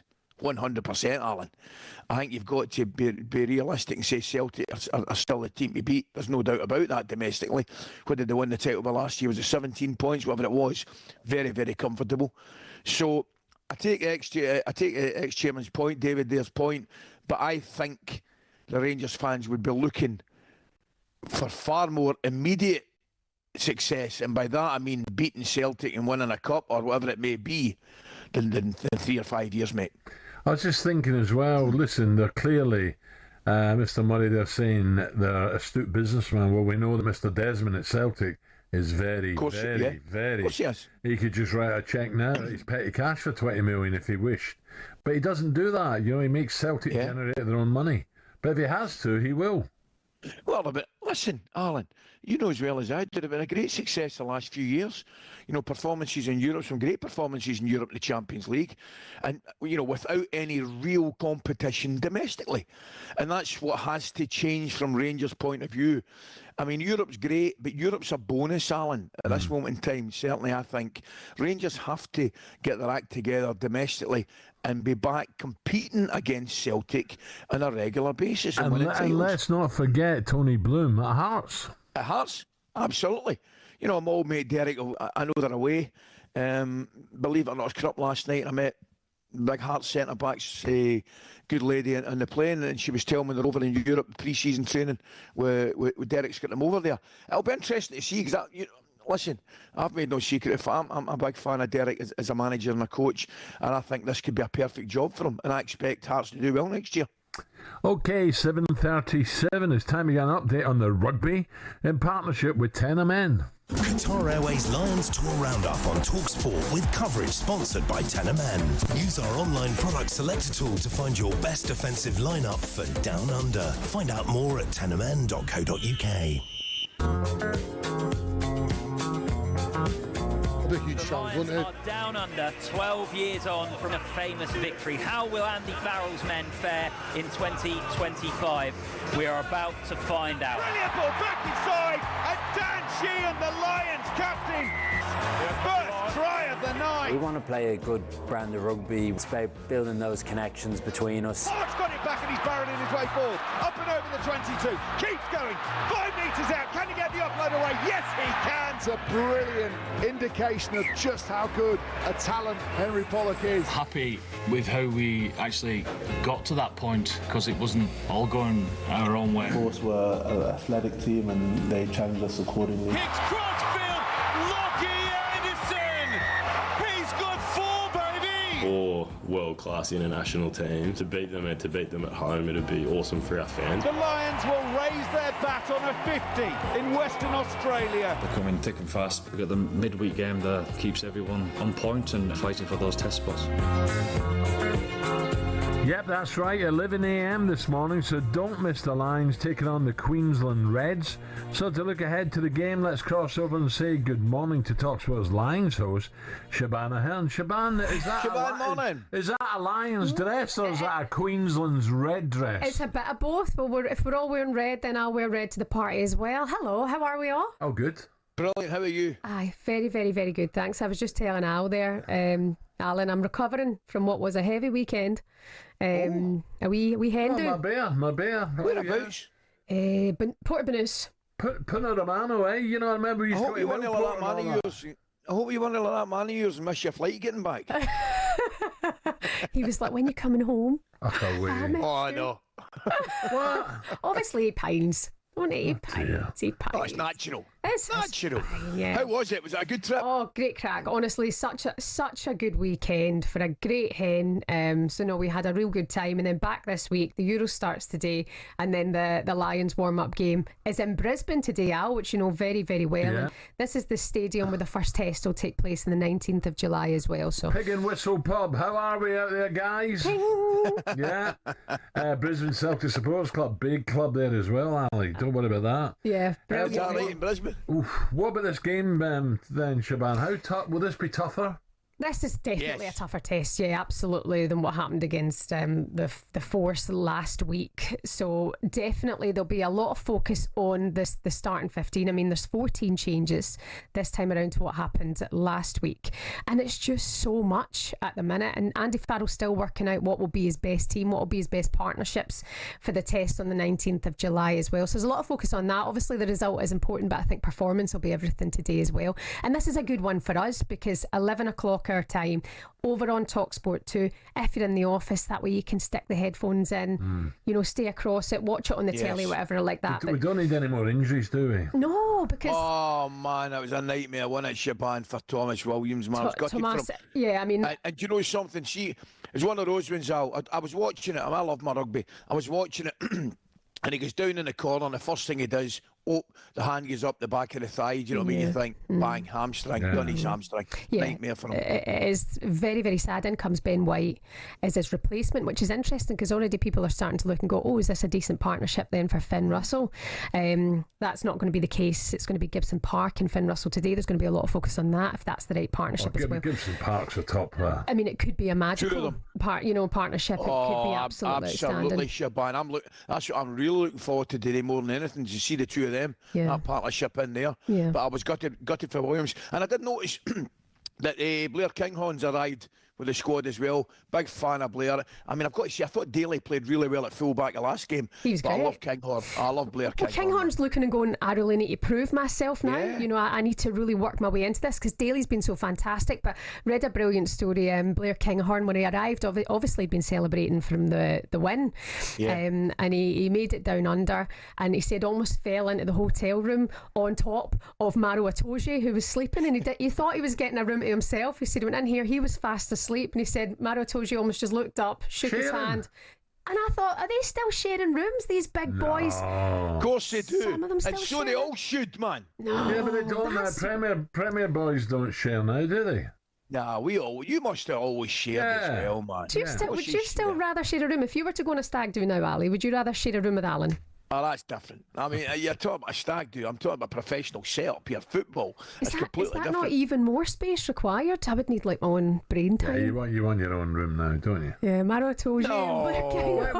When you're young, fine, but when you're older now, you want your own room. See, you know what he's like. He just loves the team bonding, don't you, Ali? It's all about team bonding. I do, as you're right, Siobhan. Yeah, looking forward to this one today. talkSPORT 2, Queensland Reds against the British and Irish Lions. Like I say, this is the warm-up stadium to where the game is going to be on the 19th for the first test. It is a tougher game. I might watch over the road, actually. Game.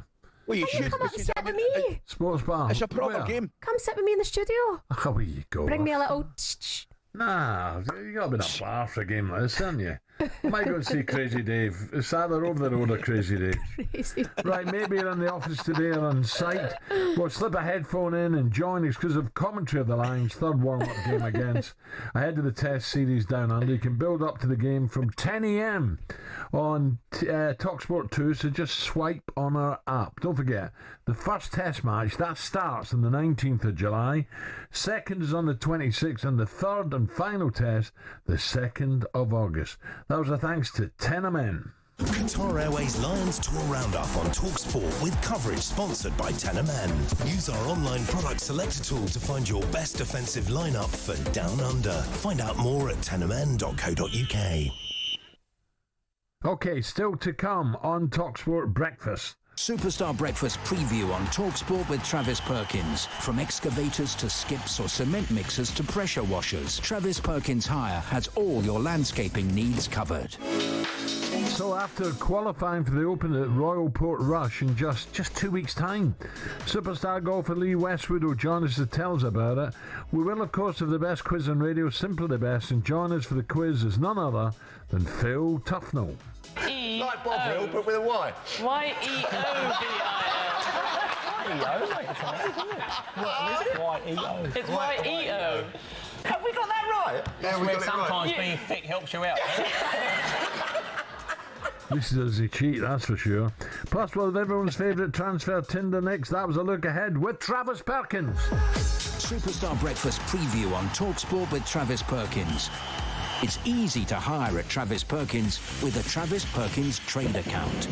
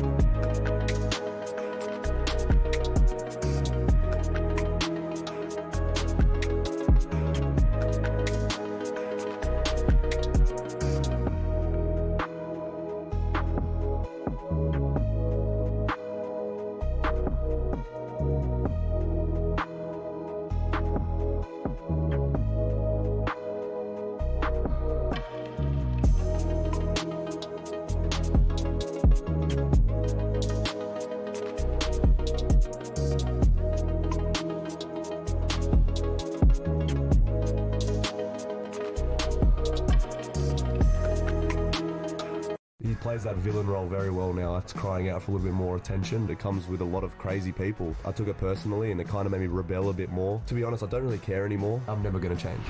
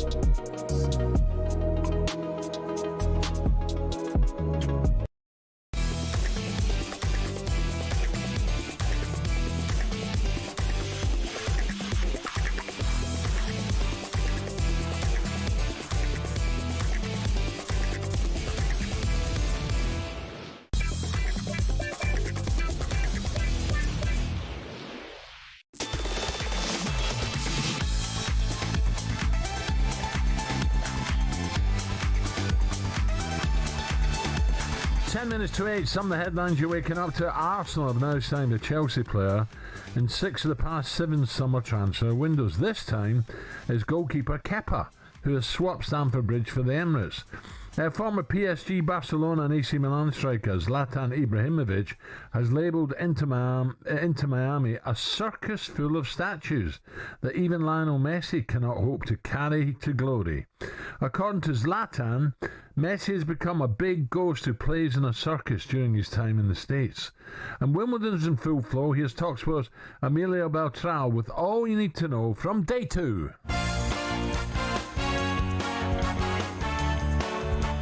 So maybe day 2 of Wimbledon wasn't as successful for the Brits as day 1, with 6 of them exiting the tournament. But world number 4 Jack Draper's still holding the flag for Great Britain after his opponent retired in the 3rd set.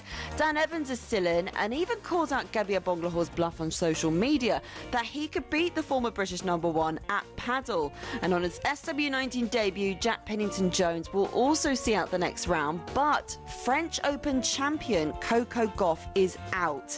Today we've got Emma Raducanu, Cameron Norrie and Katie Bolter back in action, and of course British wildcard Oliver Tarvett, who on his Grand Slam debut now has to face Carlos Alcaraz on centre court. But at least the temperatures are going to be slightly cooler. Gabby, do yourself a favour, leave it out please. Honestly, Ali, what is wrong with him? Oh, I have plenty. Is the answer to that question? I mean, absolutely. If he can't beat Simon at paddle, how's he going to beat Dan? I mean, no chance. Well, he's back in training. I've been watching him on that Instagram. He's taking it seriously. So, aye, you and I'll need to give him a game. You and I would give him and Simon a game. I don't know about Simon. Simon's good. Simon is good. Him and Bentley, aye, no problem. Aye, we'll need to sort that up. We'll take them on. But Simon's meant to be pretty good, yeah. Simon played over in the, we're over in the World Cup in Qatar. I think Simon played up just about every day. Did he really? Nice. He can play. Don't forget, we're going to be joined by Dan Evans at 9:15 this morning. But right now, it's time for a wee bit of this. Stick a load of singles in there, and then they fall in love. Of course it's hard. It's supposed to be hard. 36-year-old, you'll have the knockers, you will. Just because it's offering its teat, do I really have to muscle on that? Is there anything in your personal life that could be causing you stress, sir? I'm not a great lover. Hello, what's your name? Sarah Louise. Sarah Louise, fuck, you're up for it, aren't you? I was in love at the time, that's what I was doing. At the time? Okay, I'm going to get stick over that. Olivia's with us again. Olivia. Hello. So this is the part of the show where we try and find a love match for footballers who are in need of a move, who are in desperate need of a move. I'll give you the name of the player, the club they're linked with, and their transfer fee, and then you can swipe right for a yes. Well, Ali's the man for this, but I'll participate. Why is Ali the man? Why? Not used to swiping right or left. He loves his Tinder. Tender McCoist. That's what they call me. Let's go. Let's get ripped in about it. Okay, right. So the first player looking for love, looking for a switch.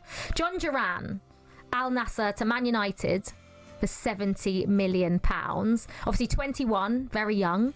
6'1", good height. I think a lot of people look for height. Do they? I don't, but people do. In love? Yeah, in love. Yeah, I think so.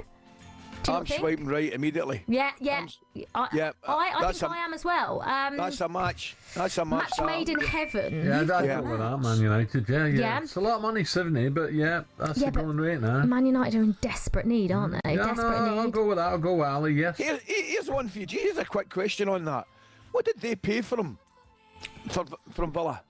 Oh, I don't know. I know. See, I think it was only about 60. I think it was 60. So they're making a profit of 10 million. Oh man, it's crazy. No, but I think it'd be a good move for him. I think he was too young to go there. I agree. I think see him back in the Premiership. Yeah, with United. I'm happy with that. I don't even need to finish, do I? I don't need to finish that. You can carry on, but I'm swiping right. Yeah, is that a unanimous swipe right? Swipe right. We've all said yes to John Duran. Yes. Okay, next one. Anthony Elanga, Nottingham Forest to Aston Villa for £60 million. He's 23, been on fire at Forest over the last 12 months. A lot of people are impressed. Eddie Howe desperately seeking a match. Eddie Howe desperately seeking a match? Well, Eddie Howe can't. No. Oh, Eddie Howe's been trying to get him. Eddie Howe's. Olivia, so Newcastle were. Oh yeah, they were, weren't they? They were interested, yes. but Forest have brought. Yeah. Gordon down one side, Elanga down the other. Yeah, that sounds right. But we're talking about to Villa, aren't we? We are talking about So they blocked that move to Newcastle. Had a great season, didn't they? I know, but like Forest, Villa wants to spend time in Europe next year in a better. Obviously, Forest did get Europe as well, but better competition. Again, I can see him in a Villa shirt. Can you, Ali? Yes, I can. I've got to be very careful because I upset the Forest fans all the time. But why? Well, I keep getting mixed up and calling them that name that I shouldn't call them. Nuts. You call them nuts. Can't be doing that. No, and I publicly apologise every time I do it. Just think of Robin Hood, the Sheriff of Nottingham. Not Sheriff of Notts. And answer the question, he was linked with Newcastle. Eddie Howe, I think, would probably love him. I would probably be swiping right again there. I think that'd be a good move for him going to Villa. I'm right, yeah. Yeah, I'm swiping right as well. I think that's a great move for Anthony Elanga. Cool, we've gone 2 for 2. Can we go 3 for 3 today? Doesn't normally happen. Can we go 3 matches here? Okay, so the final one is Gabriel Martinelli to Bayern for £50 million plus. So age 24. Obviously loved in North London, but maybe just looking for something new. He'll give you moments of joy, but he'll also go missing when you need him the most. So are you looking for that? That's the big question. And, Mikel Arteta doesn't want his angel Gabriel to leave, but Martinelli is keen on silverware, doesn't want to come second. Might be interested in swapping Brazil for Bavaria. What do we think? No, I'm left. I don't know why. Yes, I don't know why, but I just do not see Martinelli in a Bayern Munich strip. But I might be totally wrong. I might be totally wrong. But would he get the ball? Would he be getting the ball in the box a lot earlier because Harry's in there than he does at Arsenal? Well, maybe. I mean, do you see him as a Bayern Munich player, Al? I think he's an all right type player. He's not special for me. No. That's where I'm. Do you think he's still good enough to be starting for Arsenal? If Arsenal have ambitions to go on and actually win the league finally. I don't know if they're going to win the league with Martinelli at left wing. No, but again, you're back to centre forward, aren't we? We need a centre forward. Is that rogue? And we need someone who'll get half a yard and whip the ball in. I don't know if Martinelli. It's not him. Saka can do it, but not him. Yeah. Well, the only real starter they've got in that front line is Saka, really, isn't it? At this moment in time. They don't have an out-and-out centre-forward, which they nearly get. Martinelli's been out on the left-hand side. Trossard's been out on the left-hand side. Yeah, I see where you're coming from. But I'm swiping left. Not for me. Al, where are you going? I'm going... I don't know. You're not a Martinelli fan, are you? It's not that I'm not a Martinelli fan. I think if you want to win the league, in those positions... You need to have like a Saka level, or do you know what I mean? I know that's hard to find. But... Well, You're swiping right for the wrong reason. You love it. You're swiping right to get rid of them. That's what you're doing. No, you're maybe swiping right to buy them. Sorry, maybe maybe that's a good move for him to buy in. There's a left wing spot available, like we said earlier. Leroy Sané's gone, so yeah, maybe that's a good move for the player. My jury's out with me. No. So you're swiping left as well. You can't swipe right if a jury's out. No, jury's out. Yeah, I think I'm left. 2 out of 3 is not bad. Not bad. No, we'll settle for that. Found love 2 out of 3 times. That's not As bad. Meatloaf once said. 2 out of 3 ain't bad. Have I got to explain it to you too? Well, yeah, sometimes you do. Sorry, jokes go straight over my head sometimes. Right, Lee Westwood coming up. Phil Tufnell, Question of Sport legend. We'll talk England as well. Cricket. It's great. The next few days is brilliant. Alex Crook, Dan Evans coming up. Alfie Reynolds down under. Looking forward to the rugby as well. Right, brilliant. Thank you. Is that you done, Olivia? Yeah, that's me done. I got Well a little thing to do upstairs, and then thank you very much. You're very welcome. It's been a pleasure. Good girl, brilliant. Well done. Thanks, right, coming up 8 o'clock on Talks. We're back in a tick.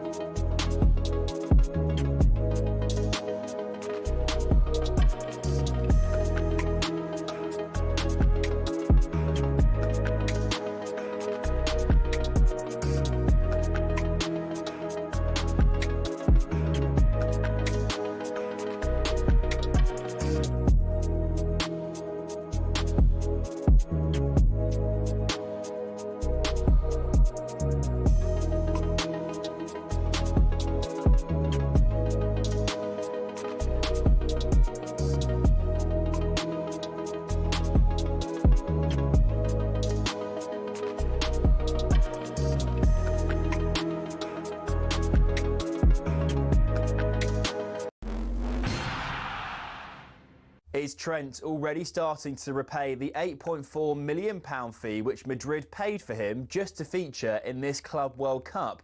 Well, he bagged his first assist for the Galacticos last night in their 1-0 win over Juve. He crossed in for Gonçalo Garcia and the goal was technically worth £10 million. From Florida to Birmingham now, and the Bazballers will be hoping to capitalise on their Headingley heroics as the second test gets underway this morning. Ben Stokes says he had to lie in a darkened room for 3 days just to recover from the first test, and he's expecting the Indians to come out fighting at Edgbaston and has paid tribute to the visitors. There's always pressure on shoulders of international sportsmen, but playing for India, especially in cricket, you know, there's probably a bit more on any other nation. So, yeah, look, very proud nation. Don't take anything for granted from last week. As I said, you know, we start at 0 again, and yeah, we try put in a performance. And the big question for the Indians, will Jasprit Bumrah play? Their coaches had made it clear he's only going to be picked for 2 of the next 4 games. At Wimbledon, a shock defeat for Coco Gauff headlined a long list of exits for top players. The men's number 3 seed Alexander Zverev also bowed out at the first hurdle. With Thomas Frank starting to get his feet under the table at Spurs, Jason Cundy has told talkSPORT anything less than European qualification next season would be a failure. The former Chelsea man has also made his feelings clear about Tottenham's league performances last season. it was a terrible season, and you got out of jail, right? And that's fine. Cup competition, it can do that. Cup. Yeah. Let me tell you now, 17th is an absolute disgrace. It's the worst performance ever by a so-called big club in the Premier League. Ever. And back to cricket, England's women are one loss away from a T20 series defeat against India. They lost the second game of their 5-match series in Bristol by 24 runs after being set a target of 182 by the tourists. There's plenty more at talksport.com.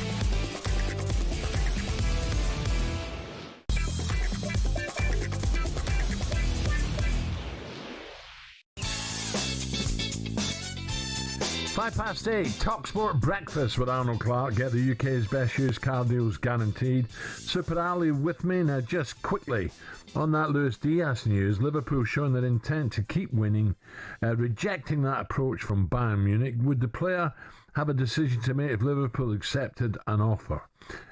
Ali, what do you reckon? Diaz? I like Diaz, mate. Oh, so do I, mate. So do I. I think it's a statement from Liverpool. Keep a hold of him. I mean, all they've been doing is getting their business done early. Fair play. I keep saying it. The one thing you do from a power of strength is strengthen. And that's what they're doing. They've made some good signings. Obviously, they've lost Trent.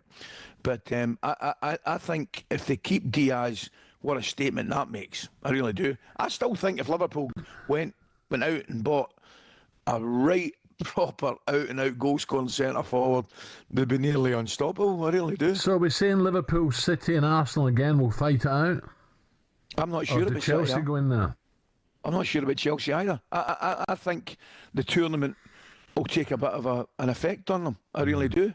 I mean, and I know it's you could argue it's a one-off, but I would be, and you mentioned it first thing this morning, if I'm Pep, I'm concerned about the level of defending more than I am the result the other night there, mate. So I would think Liverpool and Arsenal, for me, would start as favourites. As I say, I think this tournament will take a little bit of a toll maybe later on in the year in Chelsea and City. You mark my words, Ali, and you're spot on. Later on, when we get into January, February, this will come out as an excuse. This World Club tournament, and I don't blame them. I'm all for one saying get on when you get big squads, but there's no reason for this tournament, none whatsoever for me. Anyway, on the way for you this morning, Dan Evans. Well done, Dan. Won his first game at Wimbledon in 4 years. Yesterday in his rewards, a second-round tie with Novak Djokovic. Dan will join us at 9:15. We're going to be joined by a legend of English cricket and star of a question of sport, Tuffers. Phil Tufnell will build up to today's second test between England and India and take on Ali in Simply the Best. And we've given our listeners a chance to ask Ali anything you like and Ask Ali this morning. All you have to do is save 03717 223344 to your phone, open up WhatsApp and send us a voice note with your question. Don't forget to include your name. Now, though, we're just a couple of weeks away, just a couple, from the latest edition of one of the best sporting events of the summer. Just to the edge of the green here is this little tap in to win the 148th Open Championship in Portrush. Shane Lowry is your Open Champion 2019. To walk down 18, crowds going wild, singing ole ole, it's like I just can't. I couldn't believe it was happening to me. What a dramatic Open this has turned out to be. Cameron Smith of Australia is the winner of the 150th Open at St Andrews. And he's hauled in the big one. Brian Harman is the champion golfer of the year. The winner of the gold medal and the champion golfer of the year is Tiger Woods. Save of the moment. Tap it in. The champion. The Open is the one that we all want, the one that we all strive for, and to be able to hold this claret jug is an incredible feeling. Just some of the best moments from the Open down the years there. And later this month it returns to Portrush for the first time since 2019. Home favourite Shane Lowry took home the claret jug that year, where one man who finished fourth was a certain former world number one Lee Westwood, and Lee will be back playing this year for the first time since 2022 after winning the Open qualifying in Dundonald. And Lee joins us now. Lee, a very good morning and congratulations. Morning, Lee. Well done, morning, mate. lads. How we doing? You all right? Excellent. 2 good rounds, Excellent, Lee. mate. 2 good rounds. You got to be happy, especially that second round. Yeah, delighted. I was feeling a bit jaded, a bit tired going into that second round. So, it was nice to make a few birdies and come through. Wesley, how was the course, mate? How was the weather? Was our west of Scotland wind kind to you? It was all right. Yeah, 7:30 in the morning and just in a T-shirt, Ali. It cooled down as the day went on.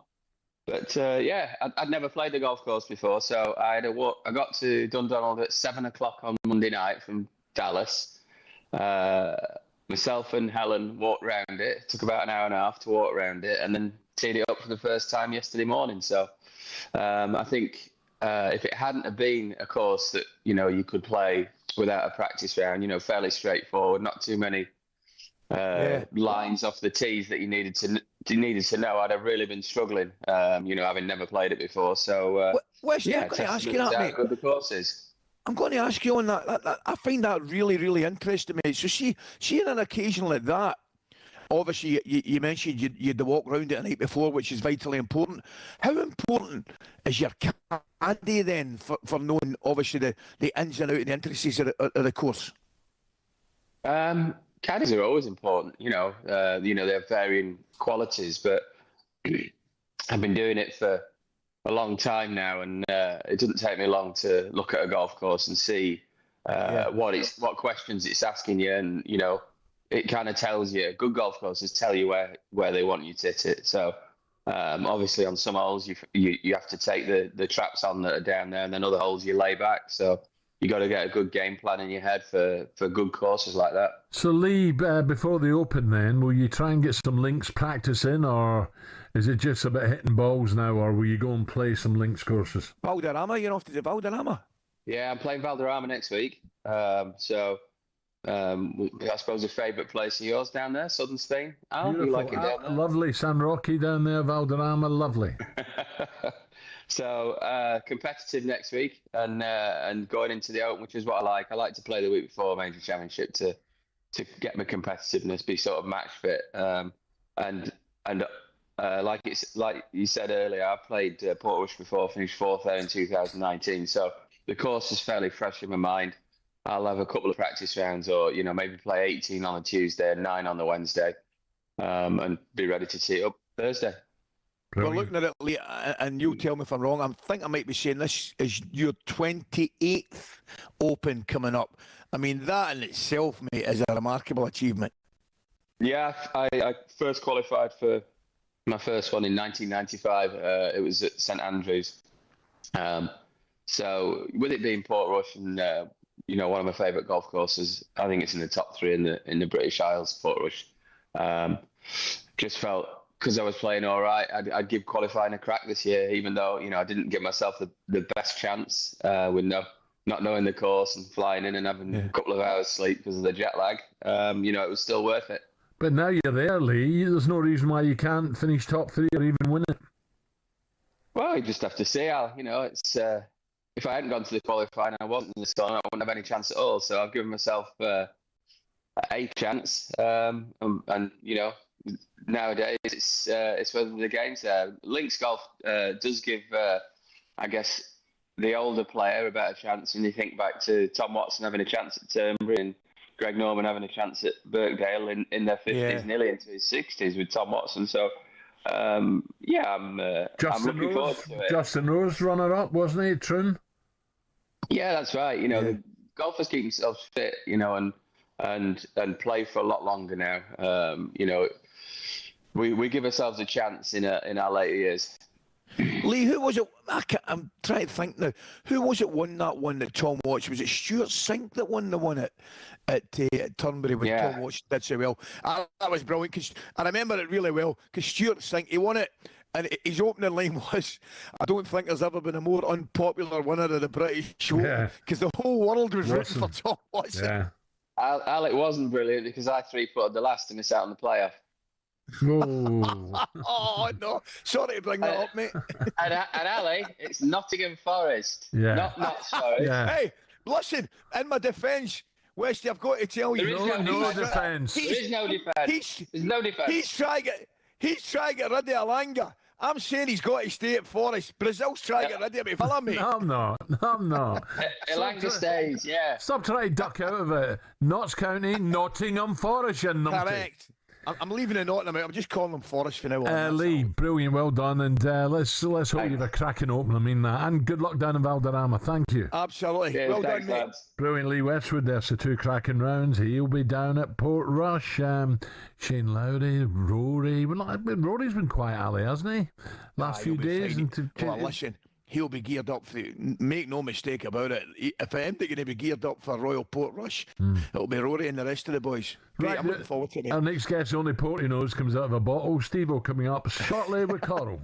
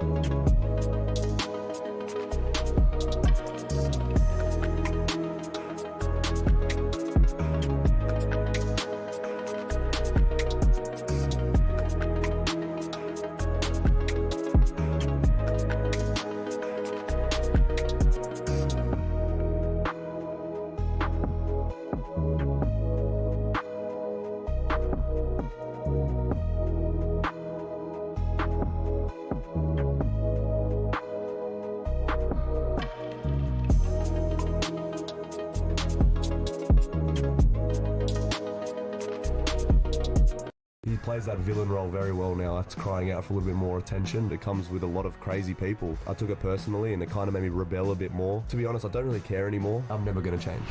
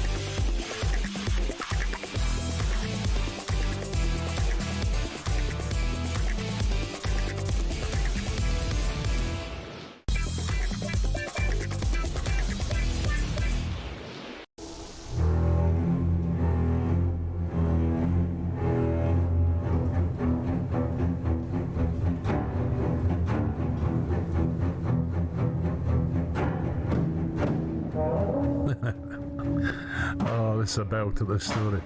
I love it, man. This has made my day. This has made my day. Oh no, 8:20, Ali with me. A killer dolphin is on the loose after being caught on video slaying one of its own. And then it flips a shark out of the water and kills that. The bottlenose dolphin, dubbed Jack the Flipper, targeted a smooth hound shark last week, having previously attacked a juvenile common dolphin 3 months ago. He's a screwball. He's part of a pod in Cardigan Bay off the coast of Mid Wales and had actually been named Anakin after the Star Wars character by dolphin watcher Sarah Michelle Weir. So it's got us thinking what other animals have been given incredible nicknames. We've found a few online. I want to speak to Sarah. We've got to get Sarah on the phone, man. I've used this vision. This shark swimming about with a balaclava on, this carrying a spanner, beating people up. Do you know what I mean? The whole world's gone crazy. The whole world is gone crazy, I'll tell you. Right, Ali, get what have Sarah you on the phone. Yeah, what have you got for us, Ali? What's this pig one you've got? Piggy Smalls. Piggy Smalls. Piggy Smalls. A pig that sounded like it was rapping when it oinked. Piggy Smalls. And a horse that could hit high notes was called Beyonce Nay. What's that, Beyonce Nay? Here's a good one for you, Ali. Beyonce Nay, you dumpling. Beyonce Nay. It's Beyonce. What's that? Oh, God, give up. Here's a good one, Ali. Quacky Chan the duck. He specialises in kung fu fighting other ducks. Quacky Chan. This is ridiculous. So let's hear your funny animal nicknames. Drop us a text message 81089 or give us a call on 03717 223344. Just when you thought it was safe to go in the water again. Time now for the latest odds with Coral and Steve-O. The Coral Daily Download on talkSPORT with Coral. Celebrating 50 years of the Coral Eclipse. Oh, that's golden. 18 plus gambleaware.org. Morning, Steve-O. Gentlemen, a very, I can't follow Quacky Chan. That's it. Steve-O, don't keep your kids out the water at Cardigan Bay. Jack of Flippers in town. And he's going, I think there was a Simpsons episode, if Simpsons fans will know, where the Dolphins took over Springfield and started eating the humans. This is one step closer. Honestly, unbelievable. Once again, the Simpsons has predicted the future. Obviously, close relations of Jack, I would imagine there. There's no doubt about it. Oh, dear me, that's tickled me this morning. So, Steve-O, the eclipse is the big one, Steve-O. I've been reading about it in the Sun today. What a race this is, by the way. Yeah, 50th year of our sponsorship of the Coral Eclipse at Sandown. Worth £1 million for the first time. And I think we could be rewarded. Look, I'm always touching wood here. A lot can happen between now and Saturday, but we've got such a stellar lineup at this stage. But the only horse the punters want to be with at the moment, Al, is Ombudsman, trained by John and Thady Gosden. I was on a press call yesterday that Thady joined. See, quite a quick turnaround from Royal Ascot, but it's only be his third run of the season. He's a 4-year-old. He's very lightly raced. They've been so patient with him, and now they're reaping the rewards. I mean, he was brilliant at the Royal Meeting. He went past Anmat and Jim Crowley as if they were stationary, and Anmat, a Group 1 winner in his own right. So he's the favourite, 11-8. What about the French Stevo? This is meant to be a real nice French horse. But this is fantastic. Andre Fabre, the French maestro, has not had a runner in the race for 20 years. They looked at the £1 million prize money, the owners. I've been told this, and this is a big factor. And Sosi has won 2 Group 1s already this year to go with the Grand Prix de Paris he won last year. He's 9-2. He's a big player. And then the other big, well, there's a couple of things. We need some rain, I think, if Al Mackham and Anmat are to run. But Aidan O'Brien has Camille Pissarro and Delacroix entered. Camille Pissarro won the Prix du Jockey Club, the French derby. Yeah. Delacroix was sent off favourite for the derby. He didn't take to Epsom, but he's coming back to this. Whichever horse Ryan Moore rides on Saturday, clearly is going to shorten up considerably in the betting. So Ryan's choice is going to be Steve, crucial. just explain the format of the Eclipses where the older horses take on the younger ones. Yeah, it's an incredibly historic contest. I say we've sponsored it for 50 years, but it's been going for longer than that. And it is the first clash of the generations over this middle distance trip. So you've got the classic generation, the 3-year-olds, Camille Pissarro, Delacroix, Ruling Court, the Guineas winner. Yeah. He's in there for Godolphin, where they take on their elders for the first time. And look, over the years, I mean, we're going through some of the great big the winners on Racing TV this week. See the Stars is my favourite. Dancing Brave, Nashwan, Giants Causeway, Enable. Nathaniel, a great stallion now. It's a stallion-making race. Sadler's Wells, that so much of Coolmore's empire was built on. He won this race back in the 80s. So it is an absolute cracker. And, we just want a field worthy of the By the way, Steve, I see Nathaniel a lot down in Newsells. He's our stallion, or one of. He still looks magnificent. Yeah, he was a brilliant racehorse in his own right. In his first race and his last race, do you know who beat him? Oh, I do, because they had their absolute you-know-what's on. This could not get beat in Newmarket. And I said, and the two horses went clear, Ali. Wait till this. There's a maiden race at Newmarket. They went clear, and they've had fortunes on Nathaniel, and this cheeky thing in front left Nathaniel for dead. His name was Frankel. Wow. Well, talk about running into one. Well, listen, you've mentioned Dancing Brave, my favourite horse of all time. We're now getting into the realms of Frankel and things like that. I mean, this is a proper throwback, Steve. Some of the best horses we've ever seen, mate. Yeah, I say Dancing Brave, me too. Until See the Stars came along in 2009, and then I'm afraid I had to switch to it. But Nashwan in 1989, Willie Carson's with us on Saturday.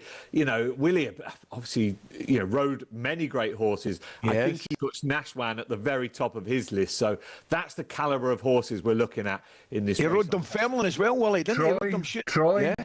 He rode Troy to win the Derby. He rode Dunfermline for Her Majesty the Queen in Jubilee years, 1977. That's right. That was some performance, yeah. So there's going to be lots of great memories coming up on Saturday. Oh, Steve-O, second test, cricket. Yes, indeed. Look, I mean, it's got something to live up to, by the way, Ali, after the first test, doesn't it? Up at Headingley. England are odds on 8-11 to take a 2-0 lead. India 9-4, 4-1 the draw. Do we know yet if Bumrah's playing for India? I haven't seen an up to, because clearly he's key. He's going to have to be rested at some point, but can they afford to rest him here and go 2-0 down? That's how important he is. Steve, I was going to ask you, surely that will affect your betting, will it not? Yeah, I think if it comes through that he's not playing, then England are going to shorten again. Absolutely. They're already favourites, unchanged lineup. Look, I hope we see Jofra Archer at some point in this series. Me too. Because we just haven't, he's just been so unlucky with injuries. But you can understand why they didn't change that winning team from Headingley. Yeah. And Steve-O, in terms of the lines, please, the second warm-up game should be tougher. Well, yeah, you say that, Alan. I mean, God, 31 points is the start that the Reds are getting. British and Irish Lions giving away 31 points, even money, take your pick on that. So you're right, it should be slightly tougher from the first game, but we're not expecting any dramas here. And they do remain odds on 1-3 to win this series. I think we're still a couple of weeks away from the first of the tests. Steve, I'm not sure I'd be tempted to take the Lions with 31 points. I'll tell you right now. I was thinking that as well, Ali. Aye, yeah. I think this is a stiffer game. I really do. Lots of internationals, All Blacks and Aussies in the Reds lineup. Finn Russell, All Blacks. Yeah, Finn Russell, the only one. Yeah, the only one playing from the first test. Lots of changes. So, yeah, you're right. I think that 31 might take some getting over. OK, Steve-o, thank you. And we'll keep you up to date with Jack the Flipper as well. What's happening? Thank you, Jess.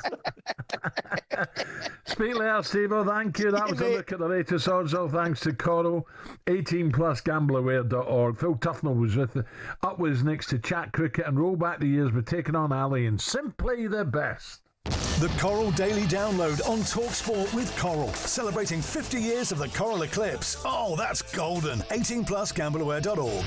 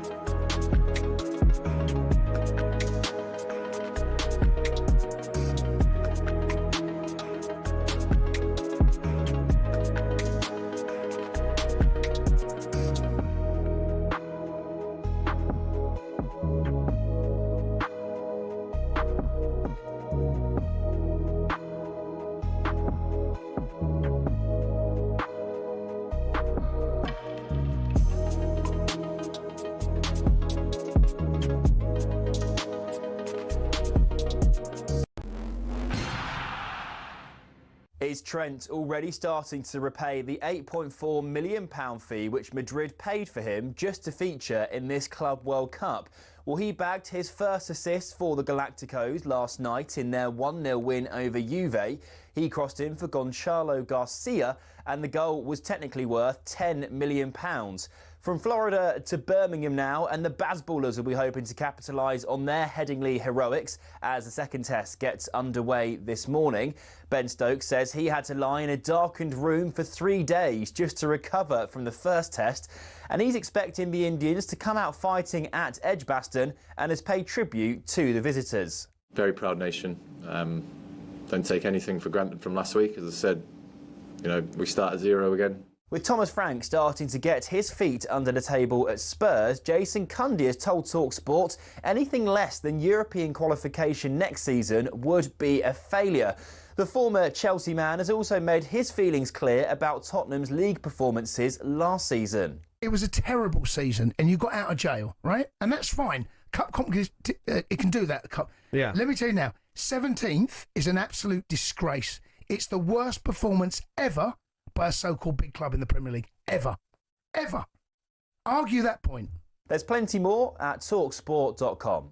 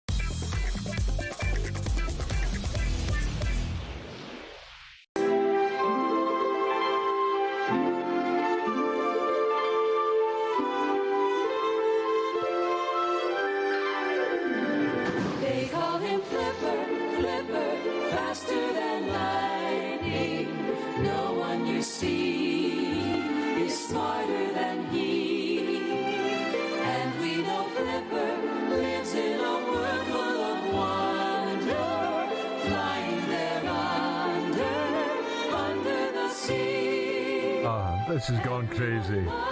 This is talkSPORT Breakfast with the Arnold Clark app. Buy a car and opt in to Arnold Clark Rewards to enjoy access to great giveaways and everyday perks. Alan Brazil, Ally McCoist, and Mike Python. You've had an text. Iron Mike Python. Bruce Flea from Dan. This is ridiculous. What a day. Do you remember Flipper Alley? Oh, I remember Flipper. Remember he used to make that noise when they came out the water? Was it Australian? Yes, he was on Aussie, yeah. There you are. I remember Flipper Oh, well, he mate. used to sort a few great wakes out in his time. Don't worry about that old Flipper. And the wee boy used to go, "What's that, Flipper?" Well, I was getting mixed up with him and Skippy. What's that, Skippy? Who's fallen down a pothole? I know. I mean, that place in Australia was a joke. There was somebody falling down a hill every week. I clapped mine. Whereabouts? What a day of sport we've got for you today on talkSPORT. England host India on the second test at Edgbaston. You can hear that on the talkSPORT Cricket YouTube channel. The Women's Euros gets underway in Switzerland. talkSPORT brings you the hosts against Norway tonight at 8. Updates all day from Wimbledon, of course, and the rugby as we continue to build up to this morning's British and Irish Lions warm-up game against the Queensland Reds, live on talkSPORT 2. Our man the ground down under, Alfie Reynolds, is caught up with some of the fans who are making their way down to the ground. Boys, how much are you looking forward to seeing the Lions in action against the Reds? Fantastic. It's my first Lions match. Rugby mad, but I've never been to a Lions tour, so it's a first for me, so it'll be great. And who is in charge of the outfits? We've got Welsh flags, we've got a kilt, we've got a Lions hat, which is going to be put on now. How do you go about planning this? This is a seasoned travellers on tours, so this kilt's been around for years. So yeah, it's standard uniform for us, really. Where else has it been? Argentina, all of the Six Nations. We go away a lot. Awesome, lads. Final one. Think the Lions are going to win the Test series when it gets to it against the Wallabies? Hope so, yeah, come on. I'm thinking, I think so. The first one will be tight, and then I think we'll do well in the other two. I live in Sydney, so it's going to be 2-1. Oh, yeah. Lads, enjoy the game. Appreciate it. Very much. Cheers, pal. Come on, the Lions. Maybe you're in the office today or on site. Well, slip a headphone in and join exclusive commentary of the Lions' third warm-up game ahead of the Test series down under. You can build up to the game from 10 a.m. on talkSPORT 2, so just swipe on our app. Now let's turn our attention to cricket. And the second test between England and India, Edgbaston, kicks off today. England included Jofra Archer in the test squad for the first time in 4 years, but you'll have to wait another week for the highly anticipated return as Captain Ben Stokes selects an unchanged 11. Ben spoke about what it's like, though, to finally have Jofra back in the squad. I think it's very important for Joff to be around the group this week. It's been a long time for him, and the last time he was in the Test dressing room, obviously that was, in a under a different regime. So I felt it was important, even if he didn't get selected this week, that he spends time around the group, because hopefully that we will see him play a part in this series going forward. So that time spent with Joff, with the other individuals in this group is very important for the rest of the series. Not just the performances out in the field as well. So, to get the latest on Archer and to look ahead to the second test, let's say a very, very good morning to the former England bowler, Phil Tufnell. Tuffers, morning! Tuffers, morning, mate! Morning, boys. How are we? Morning. Where are you? Are you Excellent. somewhere Excellent. exotic, Tuffers, or where are you? I'm in Spain. I'm having a test match off, so I'm going to be keeping an eye on it from Spain. Oh, by the way, Al, it's Skippy. He fell down a mine shaft. It wasn't a pothole. It wasn't a pot. I've fallen down a pothole. All right. You're showing your age now. You're showing your age. Tuffers, how warm is it there? It's roasting Spain at the moment, isn't it? Oh, absolutely roasting. It's gorgeous. It's been warm back home as well, which I think is going to have an effect on the test match. I think it's going to be, as you say, dry up at Edgbaston. A little bit of turn, so the Indian side would like that. But, I'm looking forward to it. But the record, Tuffer, the record at Edgbaston's murder, isn't it, in India? Yeah, no, absolutely. We always play well. Bit of a fortress, Edgbaston, for the England side. And after an absolute cracking test match up at Headingley, when all 5 days, it's going to be a cracker. Tuffers, tell me, mate. I mean, they're under a little bit of pressure now, India. I know they weren't going to. Well, they don't want to play, and they're not going to play Bumrah, and I think it was 3 to 5 was their plan. But having lost the first one, clearly they can't afford. You would think they can't afford to lose the second one, so they're under a little bit of pressure to play them, aren't they? Well, yes, they are. I mean, absolutely world-class bowler, Bumrah. But England will still be thinking to themselves, well, hold on, he played at Headingley and we beat them. Yeah. So I don't think England will be too fussed. Obviously, they need to get back into the series, so it's going to be interesting to see if he has a run out. But they declared a bit early for my liking, that he was only going to play 3 out of 5. And so England sort of make their plans around that. But going to be interesting to see if he has a go. What about Archer, Geoffrey Archer? He's had terrible injury problems. Will we ever see him back to his best, Tuffers? Yes, I think we will. I think it's right. I don't think he's going to be playing today. I think they're going to go with consistency, get him back around the group, as Ben has said. He's had a 4-year layoff. He's played 1 game for Sussex, I think, against Durham, and sort of had a run out and what have you. But there's no rush. I'd just keep him in the wings, so to speak, and then let him have a go at Lords. Tuffers, tell me, mate, I mean, we enjoyed 100, love a bit of T20, bit of one-day stuff, but as you mentioned, that last test at Headingley, that was what it's all about, isn't it? Unbelievable. As I was up there for all 5 days, turned up every morning, not knowing what was going to happen, how the game was going to unfold. There were twos and throws. It was fantastic. An amazing stat. India will be scratching their heads a little bit, actually, because they were they had their noses in front all that test matches. 430 for 3 they were in the first innings. They got 5 centuries. To beat a side who scores 5 centuries against you and to come back and just peel off a run chase of 370 at a canter, really. I mean, it was something to see. I mean, Ben Duckett, that 150-odd, played magnificent. They bowled, they got stuck in. It was a great test.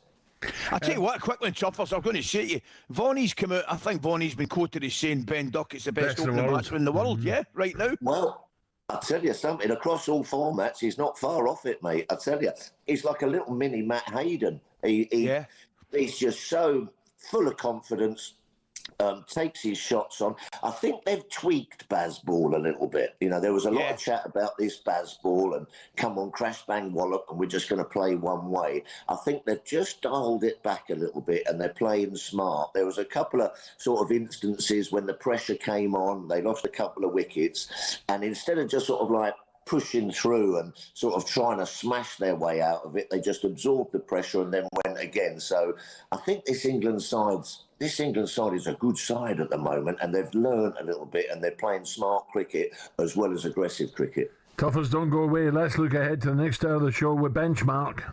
Superstar Breakfast preview on talkSPORT with Benchmark's Kitchens and Joinery. Get trade prices on kitchens to suit all styles and budgets at Benchmark's. So, Phil Tufnell will be staying with us. The former Question of Sport captain will go head-to-head with our very own Ali in the best quiz on radio, simply the best. Alex Crook will join us live from Magaluf to get us up to speed with all the recent transfer news. Plus, Dan Evans will join the show after his win at Wimbledon yesterday. That was our breakfast preview with Benchmark. Superstar Breakfast preview on talkSPORT with Benchmark's Kitchens and Joinery. All our Benchmark's kitchen doors come with a 5-year guarantee. Terms and conditions apply.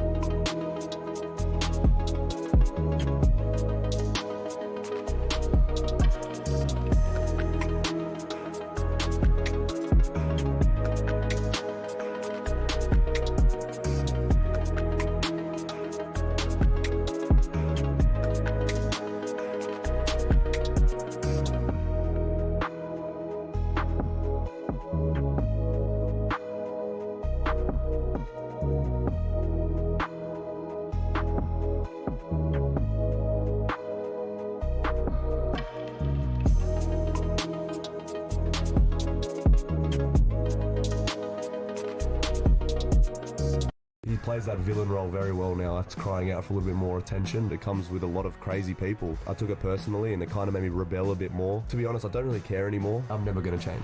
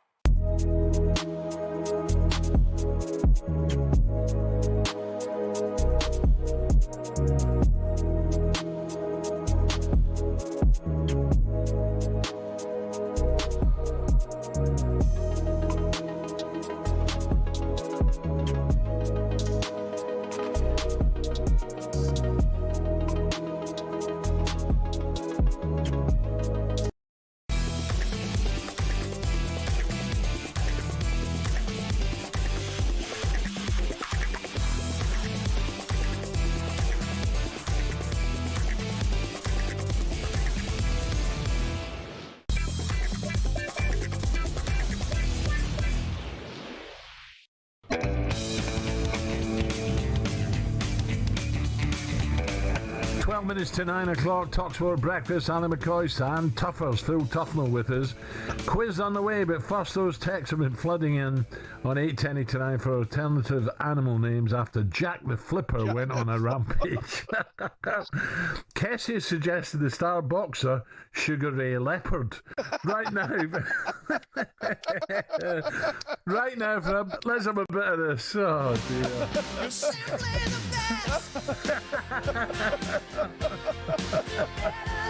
By the way, I'm still struggling with Quacky Chan.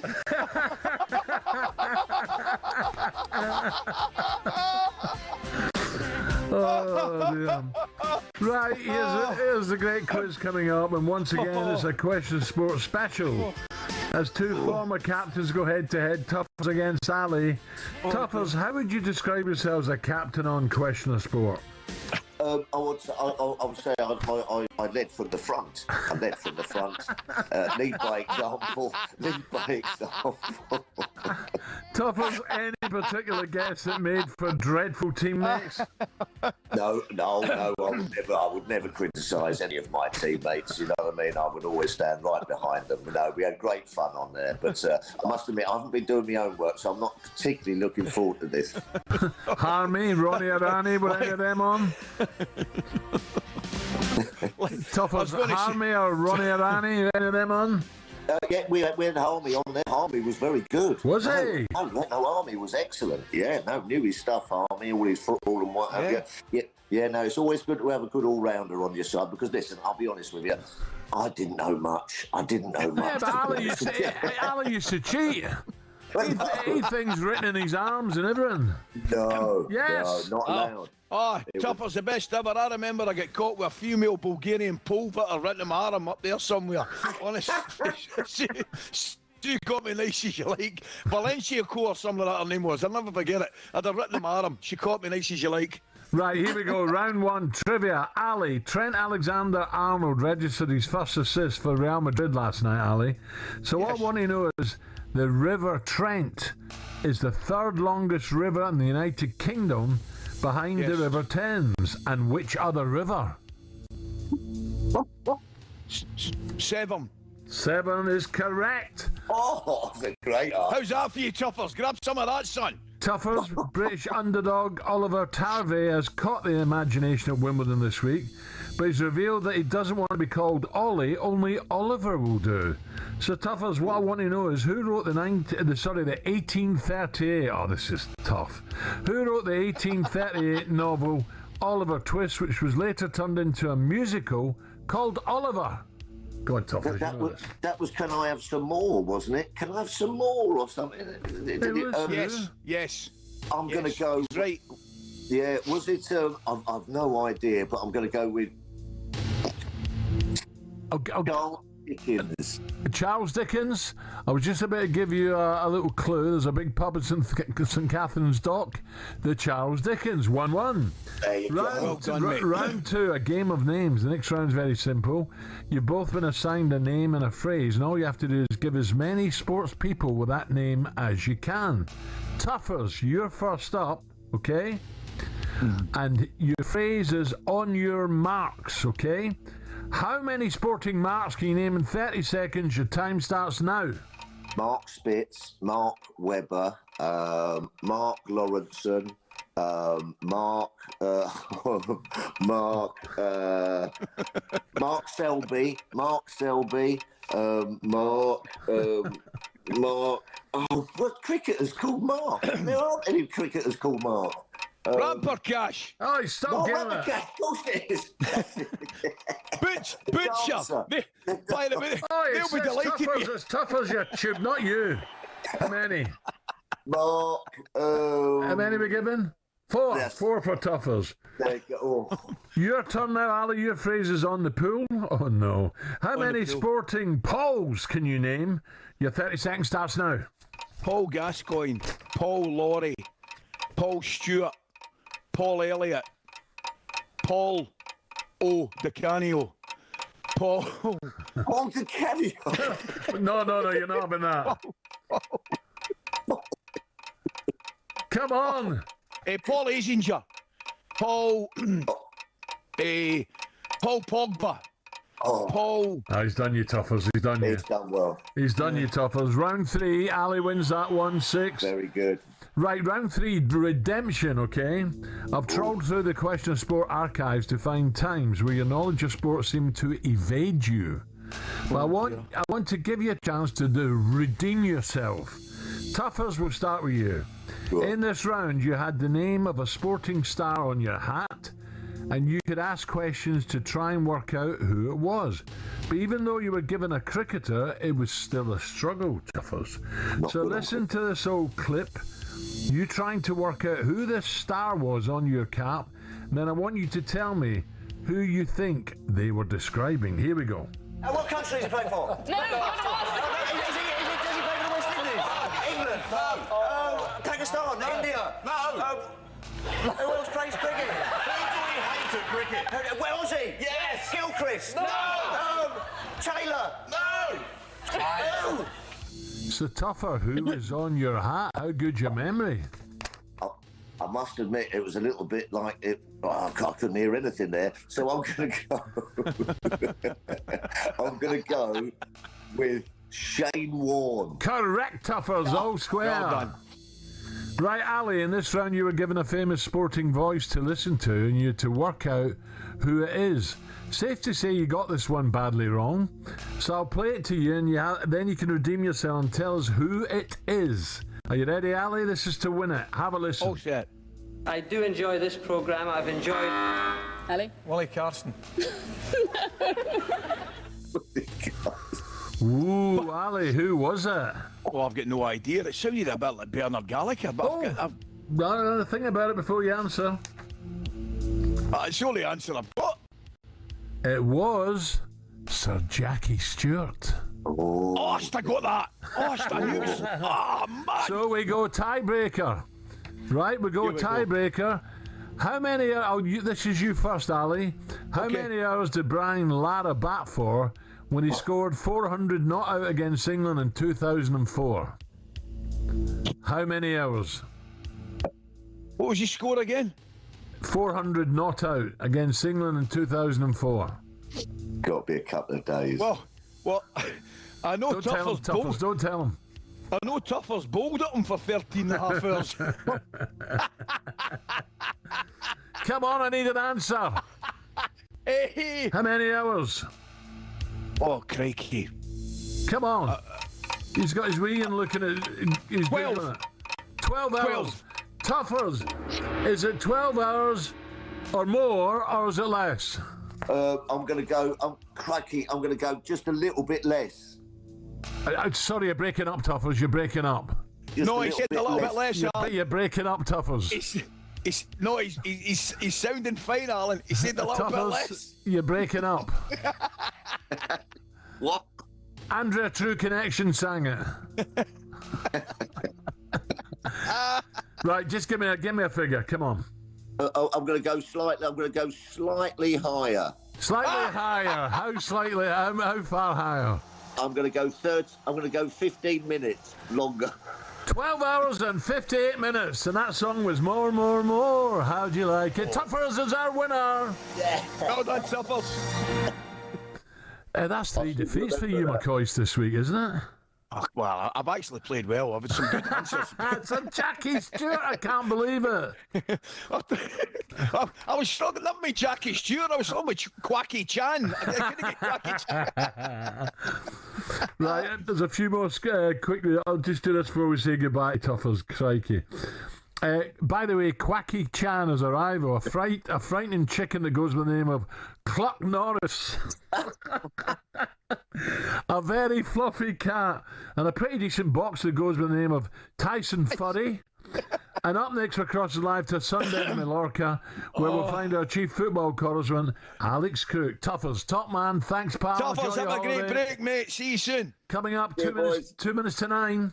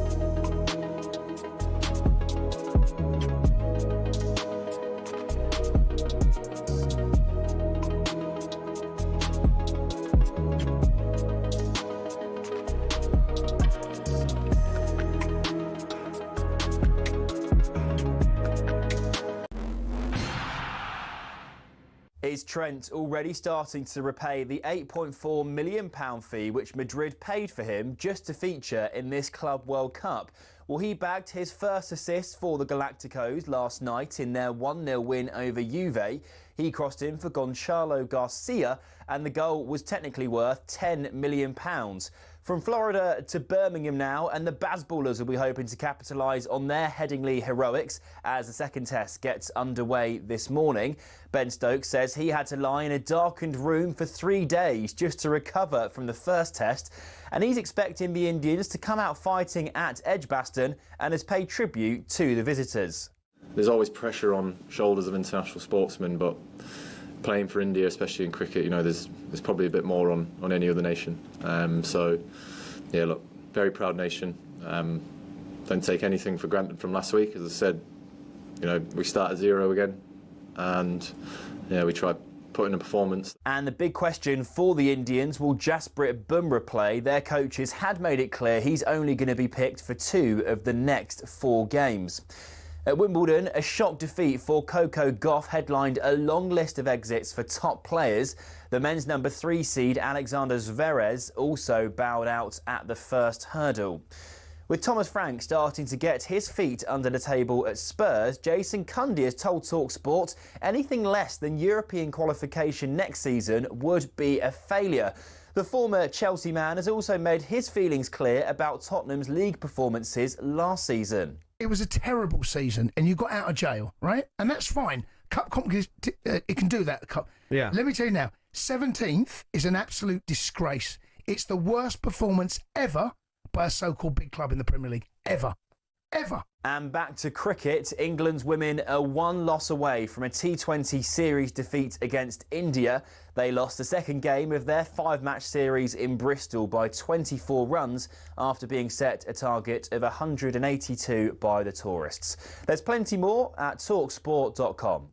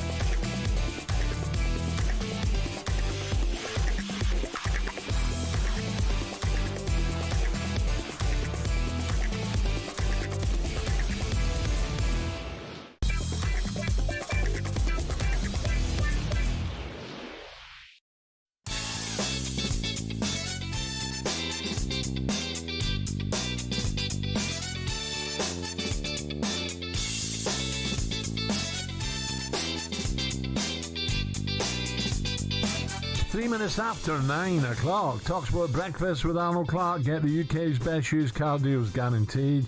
Ally McCoist women still to come. We'll catch up with Dan Evans after his first Wimbledon victory in 4 years yesterday. He told us he was in good form. Plus, find out whether he's running scared of Gabby on the paddle course, but no chance. We'll cross to Australia ahead of the Lions' second warm-up game at Down Under. Live and exclusive on talkSPORT 2. That's at 11 a.m. 11 a.m. And keep your voice notes coming on WhatsApp for Ask Ali. Anything from a football question you need to answer to what his favourite cheese is. So it's all go at Old Trafford this summer. Plenty of arrivals and departures expected. With Cunha already confirmed, Man United certainly won't stop there. Colletti defeated by Yarmo, and he plays it through to Mburmo, who's in behind the centre half. Mburmo with a brilliant goal. Out wide to Mburmo, inside the area, angle against him, left-footed corner, picks up the corner, makes it 2. Watkins making a good run forward here, and he slipped him inside the penalty area, and he's hit it. Oh!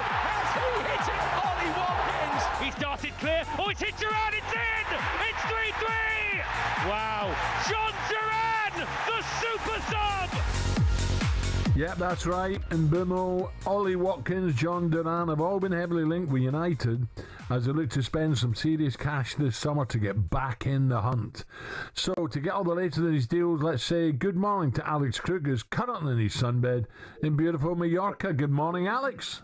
Morning, Crookie. Good morning, boys. I tell you what, you picked the worst time. I don't know if you're going to hear. Every morning at 10 a.m, the church bells go on for about 5 minutes behind me. So maybe it's a bit of fanfare to welcome you two into Mallorca. Well, maybe that's just giving you a little hint, Crookie, to, start living properly. Yeah, that's maybe the case, Al. You've got a fair point there. Right, on United, Crookie. What can you tell us about United's business? As a move from Bumo, is that getting closer, or is this just going to go away?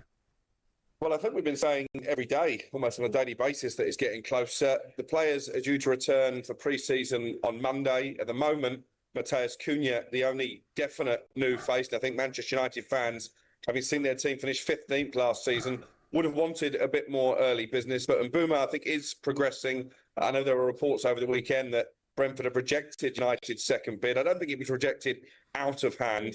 They want a guaranteed amount, be it up front or with the add-ons, that I think eventually takes a overall deal worth more than the £62.5 million United paid for Cunha. Brentford point out that Mbeumo is younger than the former Wolves man. He scored more goals in the Premier League last season. So I think it's just really a case of dotting the I's and crossing the T's. He's not going to go anywhere else, Brian Mbeumo. He's made that pretty clear. My understanding is that he told Newcastle several weeks ago he only had eyes for Old Trafford. Tottenham will have got the same message. They're ready to go with a medical once an agreement is in place. So I do think this one will happen. And I think Cunha and Mbeumo through the door, two proven Premier League players, two good additions. Cookie, there's an interesting one this morning Big Al and I were talking about. I don't know if there's any you can tell us anything about it. Was a possibility of a John Duran move to United. I mean, that certainly ticked one or two boxes as far as Big Al and I were concerned. I think it ticks boxes in terms of quality. There's no doubt about his footballing ability. Not as convinced by his attitude and application. He was offered to Manchester United. They've had to pick up his wages, which is substantial as well. That was another stumbling block, I think, for a loan deal. Looks like he's off to Fenerbahce now instead. I just don't think he's the type of character that Ruben Amorim wants in the dressing room. In fact, he's the type of character that he's trying to remove from the dressing room. Now, Alex, what about Bayern Munich? So we're reading today reports suggesting Marcus Rashford could be on the move, and if Bayern don't get Rashford, could they go for Luis Diaz? Liverpool are saying he's not for sale. Well, they're looking for a left-sided forward, no question about that. They're part of the conversation with Nico Williams, but again, I think he's made it clear that Barcelona really is his preferred destination. Liverpool have knocked back bids now, not just from Bayern, but from Barca as well for Luis Diaz, so it's pretty clear from their end that he's not a player they're looking to cash in on. Rashford's an interesting one because he fits the profile that Bayern are looking for. They wouldn't be able to pay the wages, not all of them anyway, that he's earning at Manchester United, around 350 grand a week. But he's got his sights set on a certain club this summer. He wants to be playing in the Champions League. He wants to join a club capable of competing for silverware. So from his point of view, Bayern Munich clearly would tick those boxes. I said, I asked Big Al, Cookie, and there was definitely there was a better level of performance from Rashford. But did he do enough to get a move to Bayern Munich? I'm not so sure. Not for me, Ali. I think it's very easy now for us in the media when a player leaves Manchester United, which, let's be honest, has become a bit of a circus tent. They're trying to even erect a tent over the stadium just to complete the set. To sort of revisit stuff, Marcus Rashford proving Manchester United wrong. I'm not sure he did, really. He ran around a bit, which he wasn't doing towards the end of his United career. But is that enough for 350 grand a week? I'm not convinced. And I worry for Marcus Rashford because, again, I think all the ability is there, but has he got the mental fortitude and the application to maximise that ability? At the moment, I'm not sure he has. What about Pedro? João Pedro to Chelsea. Will that get done? It could be today. I think it needs to be today because he's got to be registered by tomorrow in order to play for Chelsea in the latter stages of the Club World Cup. So they want to get this done. £60 million, the fee, the bulk of it up front. And I wrote about this on my notebook on the talkSPORT website yesterday. The reason he's gone to Chelsea is because he thinks it gives him the best possible opportunity to make himself a guaranteed starter when it comes to the World Cup for Brazil next summer. I'm intrigued by this signing because, again, if you look at his numbers and his season, I'm not sure he pulled up that many trees for Brighton last season. So I think it's a gamble for Chelsea. It's amazing cricket. I'm in agreement with you now. I watched him a few times last season and I like him. I do. I think he's a good player. I still think there's a bit of potential there as well. But a little bit like Rashford in respect, I don't think it's a wow signing for Chelsea. Do you know what I mean? It's not something that makes me step back and say, wow, they've made a statement there. They're going to go for the league this year, for example. I'm going to follow that one with interest. Yeah, I agree. And if you look at the window so far, there's no question for me that Liverpool are light years ahead of everybody else. They're signing Florian Wirtz. Yes. I think it's going to be a really exciting addition. I was with Didi Hamann at Ascot a couple of weeks ago, and he was saying this boy is the real deal. And he's also got the sort of physicality to back up his football ability. And if you're comparing Florian Wirtz to João Pedro, I think they're streets apart, to be honest. So, Alex, just to finish off, have you been venturing out of Mallorca? Have you been down to Magaluf or... it's far too old for Magaluf. All right, Port Andrax then. Do you know what? We spent the first week in a hotel within stumbling distance of Magaluf, and the missus, she was determined to get me on the Magaluf trip, and I said to her, I'm too old for that now. If you want to go down there, you do it. And actually, we got to Palma on Sunday night, and there was a DJ, famous DJ called Fat Tony, who was performing at 4 o'clock in the morning. And again, I said, you know what, 4 a.m., not for me. She took her sister. I had a lovely nightcap and a good night's sleep. Oh, you boring old git. Good on you, mate. Have a great time, pal. Thank you. Enjoy cricket. Cheers, boys. Nice one, Alex Cook there from Mallorca. I think it's at Verico, my mate Tony's restaurant, if he's still got it in Port. Did you ever go to Magaluf back in the day? No. That was I must have told you the story. That was where I shared the room with Frank Wellington. I shared the room. Really? Oh my goodness! Loved his Elvis. He did. Oh, Elvis! He'd wake up in the morning. Elvis come on. Went to bed at night. Elvis was on, and I was sharing the room with him. I was 18 or something like that, and Big Frank was he was running Magaluf at that point, and I was making him his tea and toast in the morning and all that stuff. It was, without going into too much detail, it's a week I'll never forget. He had one of the best first touches I've ever seen. Oh, what a football player! Yeah, beautiful. Right, where are we? Real Madrid have booked the place in the Club World Cup quarterfinals live on talkSPORT. It's a clash of European royalty in Miami. Giants of Spain and Italy do battle. It's Real Madrid against Juventus. Yildiz, and he plays in Colomuani, who's suddenly away. Colomuani! He's lifted it over the crossbar. Massive chance for the French international. Left corner of the penalty area. Into the box now. Cuts it back in the header. They are racking up the chances here, Juventus. And they're targeting the Real Madrid right-hand side as Alexander-Arnold drifts. It'll come out to Trent Alexander-Arnold, his cross, and the header is in! And it's that youngster again, Gonzalo Garcia! And where have we seen this movie before? Real Madrid, second best at times, but they find a way! Real Madrid 1, Juventus 0, and Xabi Alonso's men are through to the last 8. Yeah, Trent registered his first assist as a Real Madrid player as Xabi Alonso's side beat Juventus to reach the quarterfinals of the Club World Cup. They now take on Dortmund in the quarters after the German side beat Monterrey, but no battle of the Bellinghams after Joby picked up his second yellow card of the tournament. Do you dislike that rule, Ali? Should yellow equal suspension? I don't know, Ali. I mean, you've got to have some form of discipline, I suppose, haven't you? But I must admit, I do feel for guys that pick up a second yellow and they miss, big games. Yeah. But you've got to have rules, I suppose. You've got to have discipline. What about just a quickie? He's had a brilliant career, Andy Robertson. Oh, mate. Still undecided on his Liverpool future. End of an era for him and Trent going the same summer. Where do you think Andy goes from here? Anywhere he wants to. He deserves it. He's earned his stripes. He's been different class, Alan. Celtic? Spoke about him. Well, in normal circumstances, you would say yes, but they've just took Kieran back, haven't they? Kieran Tierney. Right, of course they have.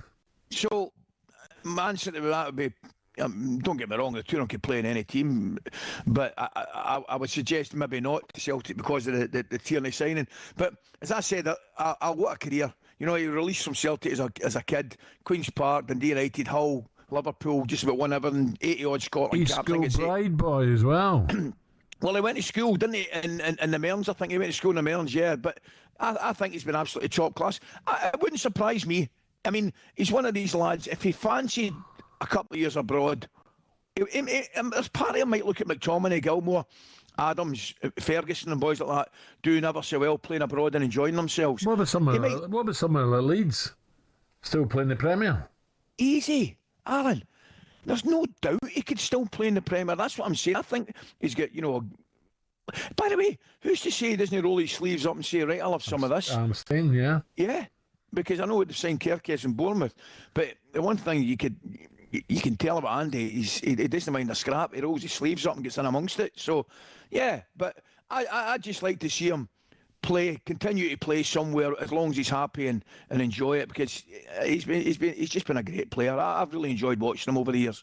Okay, coming up next, British tennis star Dan Evans joins us fresh off the back of his first Wimbledon victory since 2021, enjoying himself. Great news.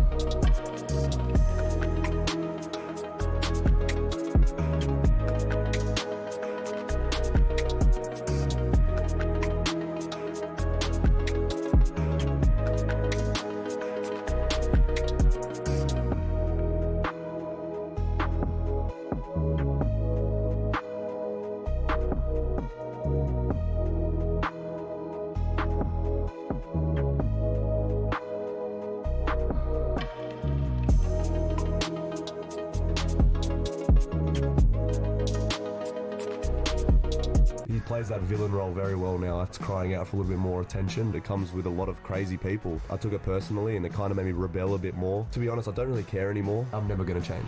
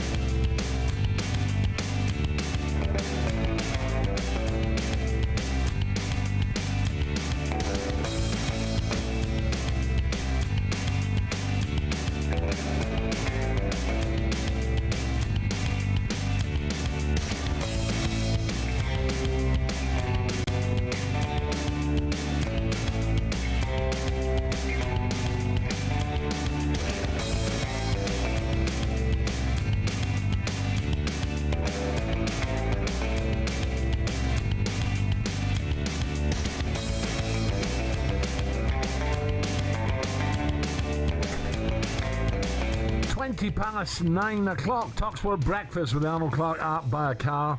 And then join Arnold Clark Rewards to enjoy access to great giveaways and everyday perks.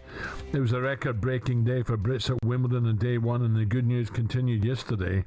With current number one Jack Draper through, it was an especially memorable day also for Dan Evans, who won at the All England Club the first time in 4 years with a straight set win over fellow Brit Jack Clark. And Evans' reward for that victory, a second round tie with 24-time Grand Slam winner Novak Djokovic. Let's find out how Dan plans to take Novak down as Dan joins us now. Dan, a very good morning. Dan, congratulations, mate. Morning. Morning.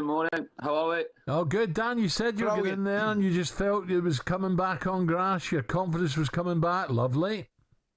Yeah, it's a good match yesterday, and get a shot at the the best player there's been. So it's exciting to play tomorrow. And don't forget, you tipped him the other day to win it, didn't you? Yeah. They always say the ones in their sport are the worst tipsters, so hopefully I'm wrong. It's funny, Dan. I was with Nick Kyrgios on Monday. We were doing a podcast, and the last thing he said to me, he said he was looking forward to watching your game against Jay the following day. He said because he felt you were in a good place. And I watched the match yesterday, and that certainly looked to be the case, mate. Yeah, I played well. It wasn't an easy match playing another Brit. There's all sorts of not pressures, but I've known Jay a long time, so it's never easy. You've got to take care of your business and sort of put aside, he's my friend and whatnot. So I played good tennis considering, and I feel I'm in good form to cause some trouble for Novak. How'd you do that, Dan? You listen, when he's how can I say, he's such a winner. He just he can't stand the thought of losing, Is in your mind, without telling us, is he got a weakness anywhere that you can play on? I mean, my game is probably should be his weakness. If I play my game well, it's very different to most players on the tour. And I have to do that. If I'm not aggressive and sit back, he takes care of most people who do that. So it's important for me to play my game, have a lot of variation, bit of serve volley, and hopefully be a good day. And hopefully he's not listening to talkSPORT this morning. Dan, tell me, it's been a good couple of days, particularly for the British players. 10 British players into round two. I think that's only the second time it's happened this century, alongside, I think it was 2021 or 2022. British tennis seems to be, looking at those results, British tennis seems to be in a good place. Yeah, it's good. It's great that the club and the federation backed all the players for wildcards.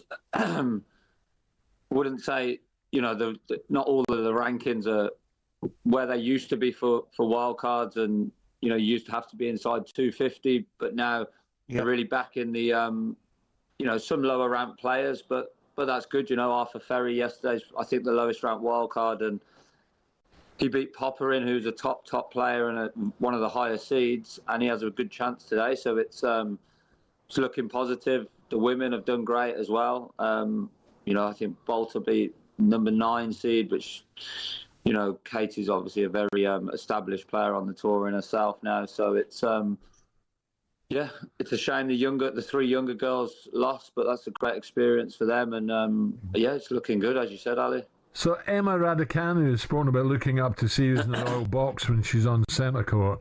Dan, you look up, you might see Gabby in there. Who reckons she's going to take your paddle, mate?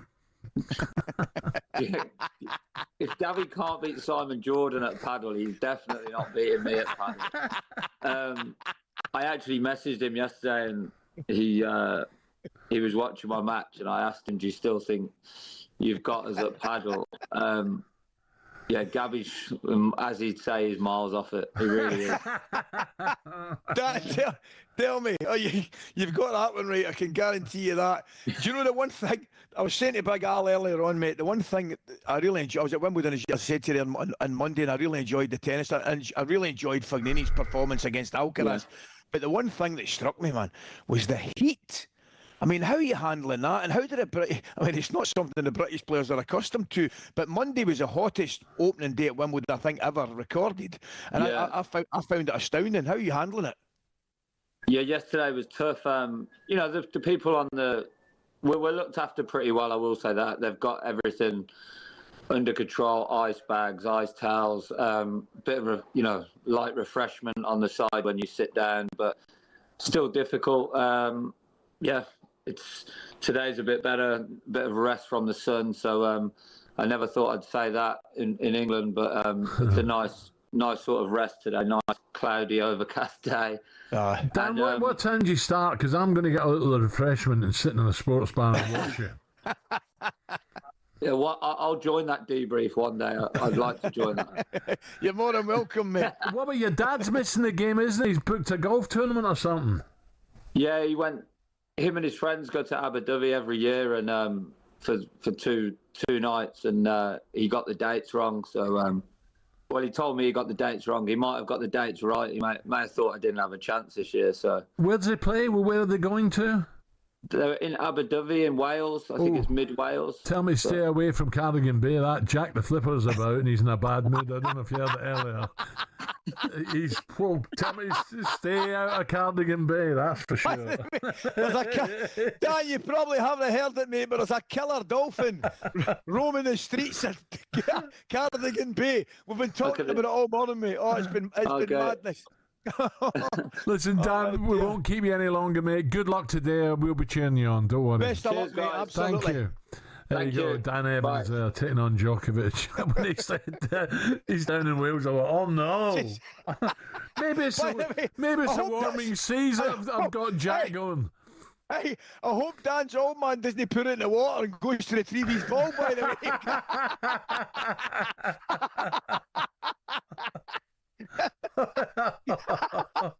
Yeah, he's an angry bottlenose at the moment, isn't he? He's not oh, dear me. All right, we've got to move on. 9:28 on talkSPORT. Check.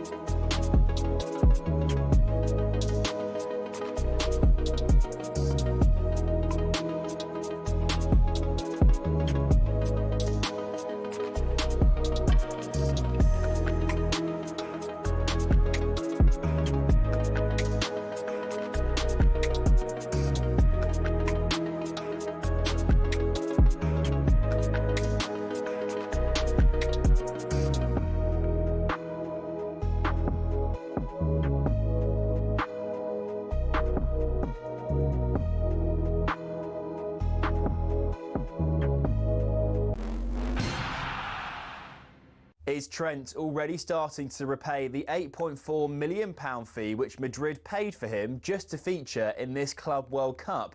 Well, he bagged his first assist for the Galacticos last night in their 1-0 win over Juve. He crossed in for Gonçalo Garcia and the goal was technically worth £10 million. From Florida to Birmingham now, and the Bazballers will be hoping to capitalise on their Headingley heroics as the second test gets underway this morning. Ben Stokes says he had to lie in a darkened room for 3 days just to recover from the first test, and he's expecting the Indians to come out fighting at Edgbaston and has paid tribute to the visitors. Very proud nation. Don't take anything for granted from last week. As I said, we start at zero again. With Thomas Frank starting to get his feet under the table at Spurs, Jason Cundy has told talkSPORT anything less than European qualification next season would be a failure. The former Chelsea man has also made his feelings clear about Tottenham's league performances last season. It was a terrible season and you got out of jail, right? And that's fine. Cup competition, it can do that. Cup. Yeah. Let me tell you now, 17th is an absolute disgrace. It's the worst performance ever by a so-called big club in the Premier League. Ever. Ever. Argue that point. There's plenty more at talksport.com.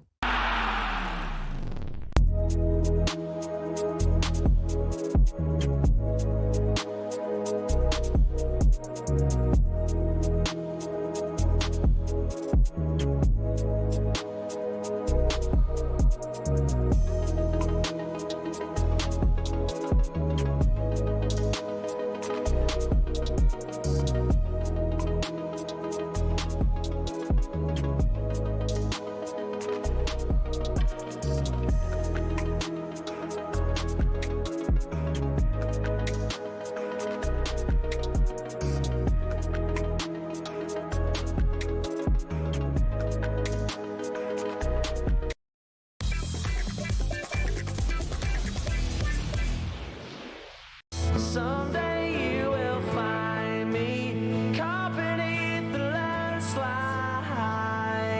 in a champagne supernova, a champagne supernova in the sky.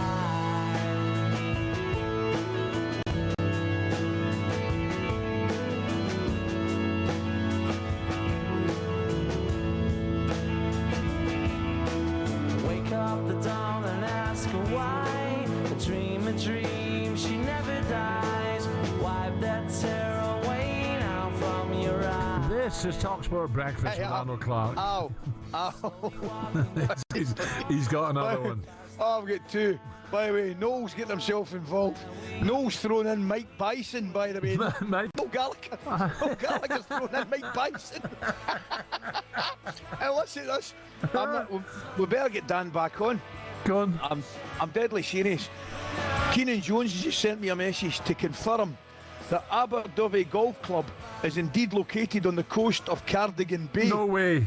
Specifically, it sits at the mouth of the Dovey Estuary overlooking Cardigan Bay. No way. That's unbelievable. I'm telling you right now, get a message to Dan's old man. Ooh, stay away. He can't be playing golf in that estuary today. Stay away from Jack the Flipper. That's amazing. As soon as you mentioned Wales, I'm like, what? And it's on I can't believe it. He sent me that message. It's on the estuary. That is brilliant. Brilliant. Oh dear, the wait is finally over as the reunion of the century starts this weekend. We're giving you a chance to win a pair of Oasis tickets in Manchester on July 19. Yeah, you heard that right. Oasis Live 25 is sold out, but talkSPORT can get you in, but that's not all. Alongside the tickets, we'll put you up for the night in the hotel, put $5,000 in your back pocket, completely tax-free as well. Listen up right now for everything you need to know and how to enter. Alright, Arcade, you have to be over 18 to enter in the UK, excluding Northern Ireland. For the chance to win a pair of text the word Oasis to 83338 by Monday the 7th of July at 11 p.m. and you'll be entered into the draw to go supersonic this summer. Text costs £2 plus one standard network rate message. You must have the bill payer's permission or post your name and number to Oasis Prize Draw, PO Box 3190, Colchester CO2 8GP, to arrive by 5 p.m. on the 10th of July. This is a talkSPORT limited promotion run on talkSPORT, Talk and Virgin Radio UK stations. Full T's and C's at talksport.com. Good luck, yeah? Sorted. And in the Sun this morning, we fell in love to Oasis. 5 super fans have been waiting years for the Oasis comeback tour and have recalled meeting their partners through Oasis concerts. They've even gone on to call their children after the Gallagher brothers. Would you believe it? One Oasis superfan called Rob even admitted to being boring without Oasis. Ali, do you associate Oasis with romance? I think no, not me. They're rock. No, me. They're rock. They're superstars. Proper rock and roll, old school. Get ripped in about it. Yeah, you know what I mean? You're not messing about Oasis. You know what you're getting. You're going there. You know, you're going to enjoy it. I mentioned to you before, I keep going on about it. I mentioned going to see him that marquee with Alan McGee down in Irvine, man. Just fantastic. And I've seen them, I don't know, so many times. Liam's the bad boy of rock, isn't he? You know, Jack the Flipper wouldn't mess with Liam. He'd go for a daily swim in Cardigan Bay, he would. You think Noel's more of a Mike Bison than Jackie's more of a Mike Bison? Well, he might be a bit of a Steve Clam. I don't know. There's not a quacky chan between them, though, is there? That's a cracker, that one. Right, we're just an hour and a half away from the second line's warm-up game down under against the Queensland Reds. Live on talkSPORT 2 from beautiful Brisbane. The Lions are down under 12 years on from a famous victory. How will Andy Farrell's men fare in 2025? We are about to find out. Brilliant ball back inside, and Dan Sheehan, the Lions captain, first try of the night. We want to play a good brand of rugby. It's about building those connections between us. Mark's got it back and he's barreling his way forward. Up and over the 22. Keeps going. 5 metres out. Can he get the offload away? Yes, he can. It's a brilliant indication of just how good a talent Henry Pollock is. Happy with how we actually got to that point because it wasn't all going our own way. Of course, we're an athletic team and they challenged us accordingly. Hicks Crossfield, Lockie Anderson. He's got 4, baby. 4 world-class international teams. To beat them and to beat them at home, it'd be awesome for our fans. The Lions will raise their bat on a 50 in Western Australia. They're coming thick and fast. We've got the midweek game that keeps everyone on point and fighting for those test spots. Yeah, that's right. The British and Irish Lions continue their prep for the 3 test matches against the Wallabies. A warm-up game against the Queensland Reds should be a little bit more tougher, but they should come through this. Let's get more on the game and cross down under to our talkSPORT reporter, Alfie Reynolds, who is in the ground ahead of kick-off. Alfie, good day, good morning. Alfie, how are you, mate? Morning, lads. Yeah, very good, thank you. Welcome to Suncorp Stadium, where, as I look around me, I'm in our box up here, the talkSPORT commentary box, and I can see plenty of fans starting to file in. I think you're right, Alan. I think, Brisbane more of a rugby city. The Reds have been a better team than the Western Force. I think the Lions are in for a tougher test tonight than what we saw in Perth on Saturday. Yeah. Alfie, tell me, I'm looking forward to the halfback partnership. I'm really looking forward to seeing Russell and James Gibson Park. Now, reading up in the game, Gibson Park's a heck of a player, tremendous player. I'm looking forward to seeing him, as I say, that combination. He's even getting thrown about in the same kind of mentions as Antoine Dupont. Is that getting a wee bit carried away?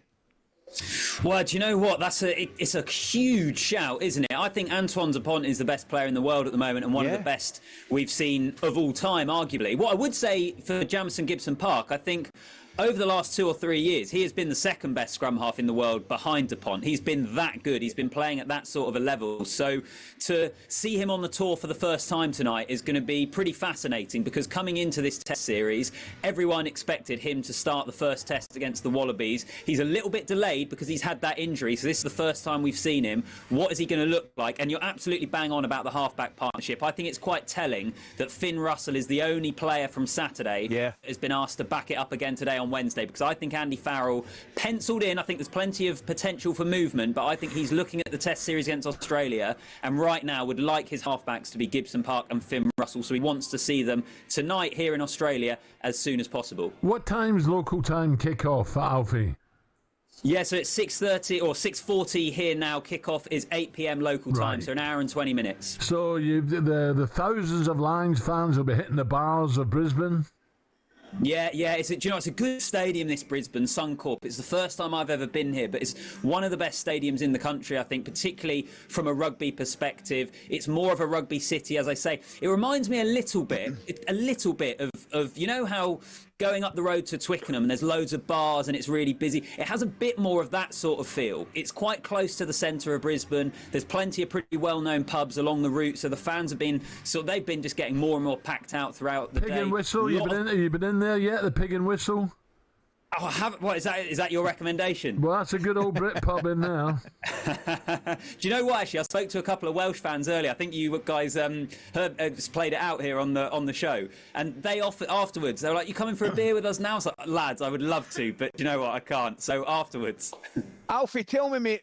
Looking further on now. Correct me if I'm mistaken. Did Marcus Smith play fullback first game? He played in Dublin. Yeah. Correct, Dublin it was. He played in Dublin. Elliot Daly, I thought Elliot Daly had a heck of a game in the first game in the tour. I know Blair Kinghorn's just arrived. I'm looking forward to seeing Blair. He's had a fantastic season, obviously, in France. Who's your fullback today, and who do you see starting the Test series? I think it's one of the most interesting positions on this tour. So you're right, Marcus Smith started against Argentina. Elliot Daly started in Perth and was excellent. It's Hugo Keenan, the Ireland fullback, that starts tonight, who, like Gibson Park, we haven't seen yet on the tour because he's had a slight injury. And then Blair Kinghorn from Scotland plays for Toulouse. He's literally only just arrived. I spoke to him yesterday. He was absolutely knackered. I think he's barely slept. Yeah. So we might see him on Saturday. I think fullback is wide open. I don't think it'll be Marcus Smith, unfortunately. He's more of a fly half. I don't think he's going to start at fly half ahead of Finn Smith or Finn Russell, and I don't see him starting at fullback. Let's see how Hugo Keenan goes tonight. Blair Kinghorn will get his opportunity, and Elliot Daly's been playing fantastically well. So if I was guessing, Ali, I would say it's going to be Kinghorn, but it's pretty hard to base that on evidence right now, just purely because he hasn't played yet. But I think it will be Kinghorn, but I think Daly or Keenan could both play their way into that position. Alfie, enjoy, my friend. Enjoy tonight. Alfie. Cheers, great. We'll be watching, boys. Nice one. Remember, 10 a.m. coverage starts on talkSPORT 2 for the Lions against the Queensland's Reds. Andrew McKenna and former Lion Ben Kay are your team on the comms. 11 a.m. kickoff in Brisbane, 11 a.m. our time, UK. Now, the Women's Euros kicks off today. Here's talkSPORT's Early Sports Breakfast. Olivia Bizaglo with everything you need to know.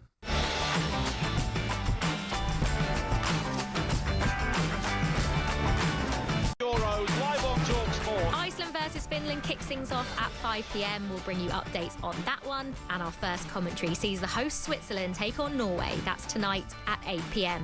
And what about the Lionesses then? Can they retain their title that they won so dramatically back in 2022? It falls to Kelly inside the box and she pokes it home off the goalkeeper and in. She runs away in celebration.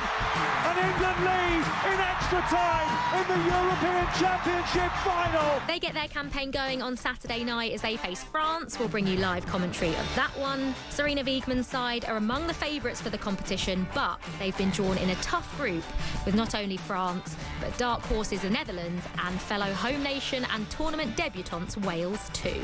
England teammates and good friends Alessia Russo and Ella Toone can't wait to get going. I think just the day-to-day is fun. You're with loads of your best mates, playing football, competing. Yeah, I think some of the best memories that you make in tournaments are the ones away from the pitch, and you know, the team togetherness that you have, the things that you do as a team. Spain are among the favourites. They defeated England in the World Cup final back in 2023, while Germany are another team to watch closely as possible contenders. We'll have full commentary and coverage from Switzerland across the whole tournament, and it all gets underway today. talkSPORT is your home of the Women's Euros. Okay, thank you, Olivia. 8 o'clock, we'll bring you Switzerland against Norway live on talkSPORT. Now, up next, don't go anywhere. We bring you more on Jack the Flipper, the killer dolphin from someone in the know. We're crossing to Cardigan Bay next.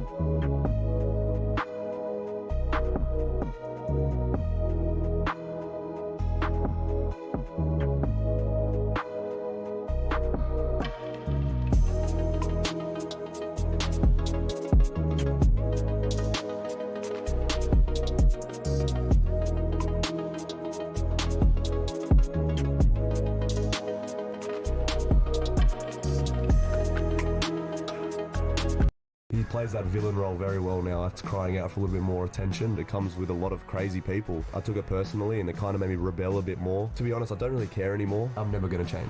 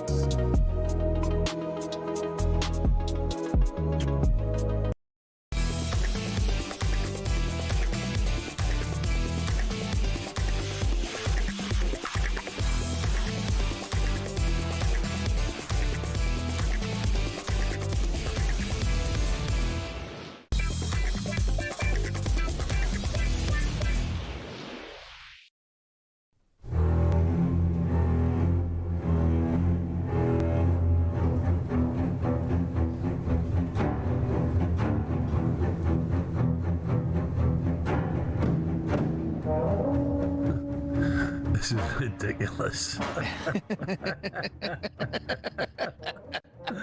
Honestly, it's a story.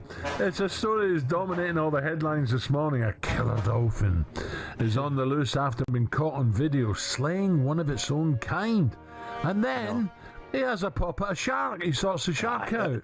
Out of order.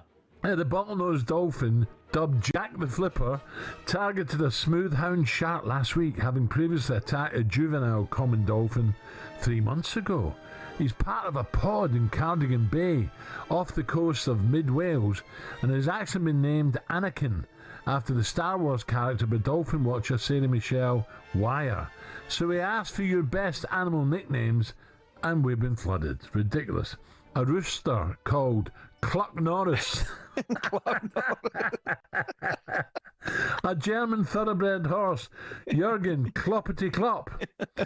How about the recently retired footballer, Adam the Llama? Very good. Very good. Adam the Llama. Very good. And our favourite so far, Quacky Chan, the duck who kept fighting his fellow ducklings. That's killed us. Quacky Chan's killed us.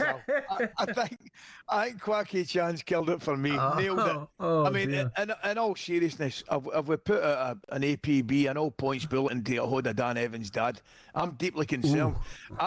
I'll know about to live myself. If he knocks a Callaway in the bay, leave it. Don't roll the old trousers up and go in there. No. Imagine he hooks one off a third tee, get up back Cardigan Bay, and he goes to retrieve his Titleist. I mean, it's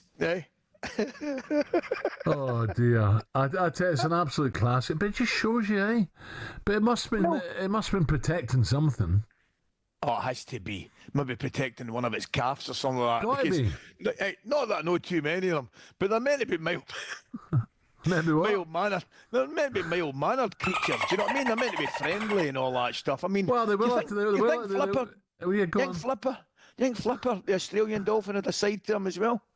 No. No, he was always saving people. He wouldn't last in Wales, no chance. Oh, I told you, man. When we're just back. My mate got in. He jumped overboard to have a little swim. I said, "Get back in here, you idiot!" Wow, why wouldn't he be doing that? He did, honestly. Well, Durante and I were away in remember we went to the Gulf of Mexico in Florida for a bit of fishing. What would it be? Maybe a month ago. So we're out fishing, right? Not that far out, by the way. And all of a sudden, there's maybe about 8, 9, 10 dolphins, which is good in a way, right? Because you know there's fish. Yeah. But it's bad. Normally no sharks. Aye, exactly. And it's bad because they'll steal the fish. So it's a kind of catch-22. But anyway, the dolphins were there. We got some pictures. Dolphins, brilliant. Al, we come back in, and I'm not kidding you, mate, we would be, no exaggeration, I'll maybe say about 500 yards. 400 or 500 yards, and there was a squad. I'm not sure squad is the right word, but there was about 6 bull sharks in the water. They're dangerous, by the way. Oh, you better believe it. You better believe they're dangerous. There was 6 bull sharks. I mean, I've got it on my phone. I'll send you the video. And all swimming about, and all of a sudden you go like that. Oh, there's the dolphins, nice wee dolphins swimming about, having a fish, great. And then the next minute you see these bull sharks, you go, oh, you think twice about it. You know, someone told me, down in Fort Lauderdale, you've got the inland canalways, the waterways. Yes. Where all the people have got beautiful homes and they moor the boats up, and then they go out into the ocean. Well, by all accounts, they're all in them inland waterways, diving off the boats, swimming about. They're off their heads. There's bull sharks in there. I'll bet there is. Yeah. I'll tell you what there will be as well down there. We're not going to be alligators. You see the alligators in the golf courses, don't you? Yeah, but yeah, you do. What about the old saltwater crocs? Is that over in Africa, isn't it? Aye, the crocodile's the bigger one. Crocodiles can grow up about twice feet the size of the alligators. I've seen them try and retrieve balls at the golf courses down there. You're like, what are you doing? Leave it. Oh, you'd be keeping up any Titleist of mine that heads into those alligators. But here's a one for you. Here's a bit of useless information for you. Go on. The strongest bite of any animal on our planet is the crocodile. Is that right? Yes, it is. Yes, it is. I can say that the same way, the confidence, the exact same confidence I hit you with that Rubik's Cube boy being from Czechoslovakia. When indeed he was from Hungary. Is that the guy who liked his goulash? Well, you want to keep a hold of your goulash and you knock a ball into the alligators, you let it go. You don't go chase that. But no, it's factually correct, I'm led to believe. The strongest bite of anything on our planet is the crocodile.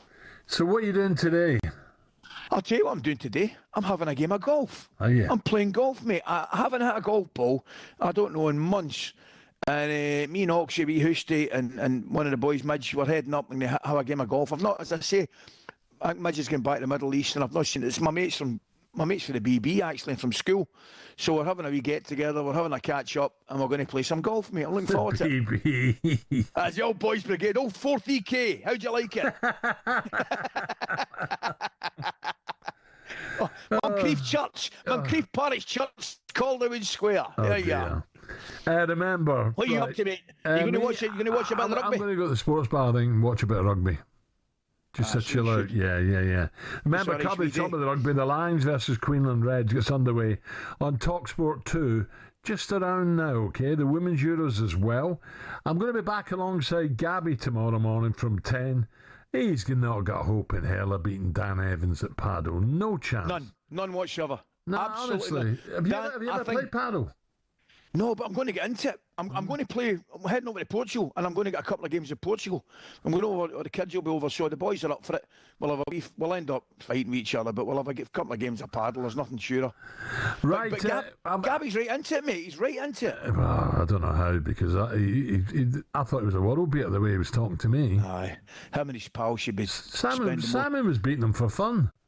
Simon beat him him and Benty quite comfortably, didn't they? Yeah. But you don't hear Benty bragging, but Gabby's giving it the large one. He's giving it plenty. Yeah, I think Shaban could beat him. Right, I'm back alongside Gabby tomorrow morning from 10. I'll have a good round up next. You too, mate. Simon Jordan. I'll see you tomorrow morning from 6.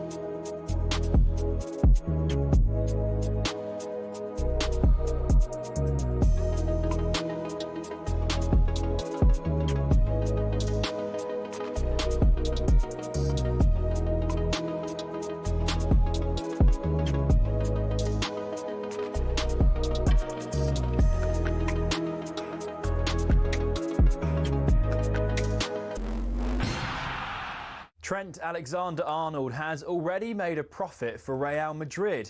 He set up the only goal in their 1-0 win over Juve, sending the Galacticos into the quarter-finals of the Club World Cup. That victory banked the club an extra £10 million. But will Trent be first choice when Danny Carvajal returns in a few months? Spanish football expert Terry Gibson has been speaking to talkSPORT. Carvajal is a better defender.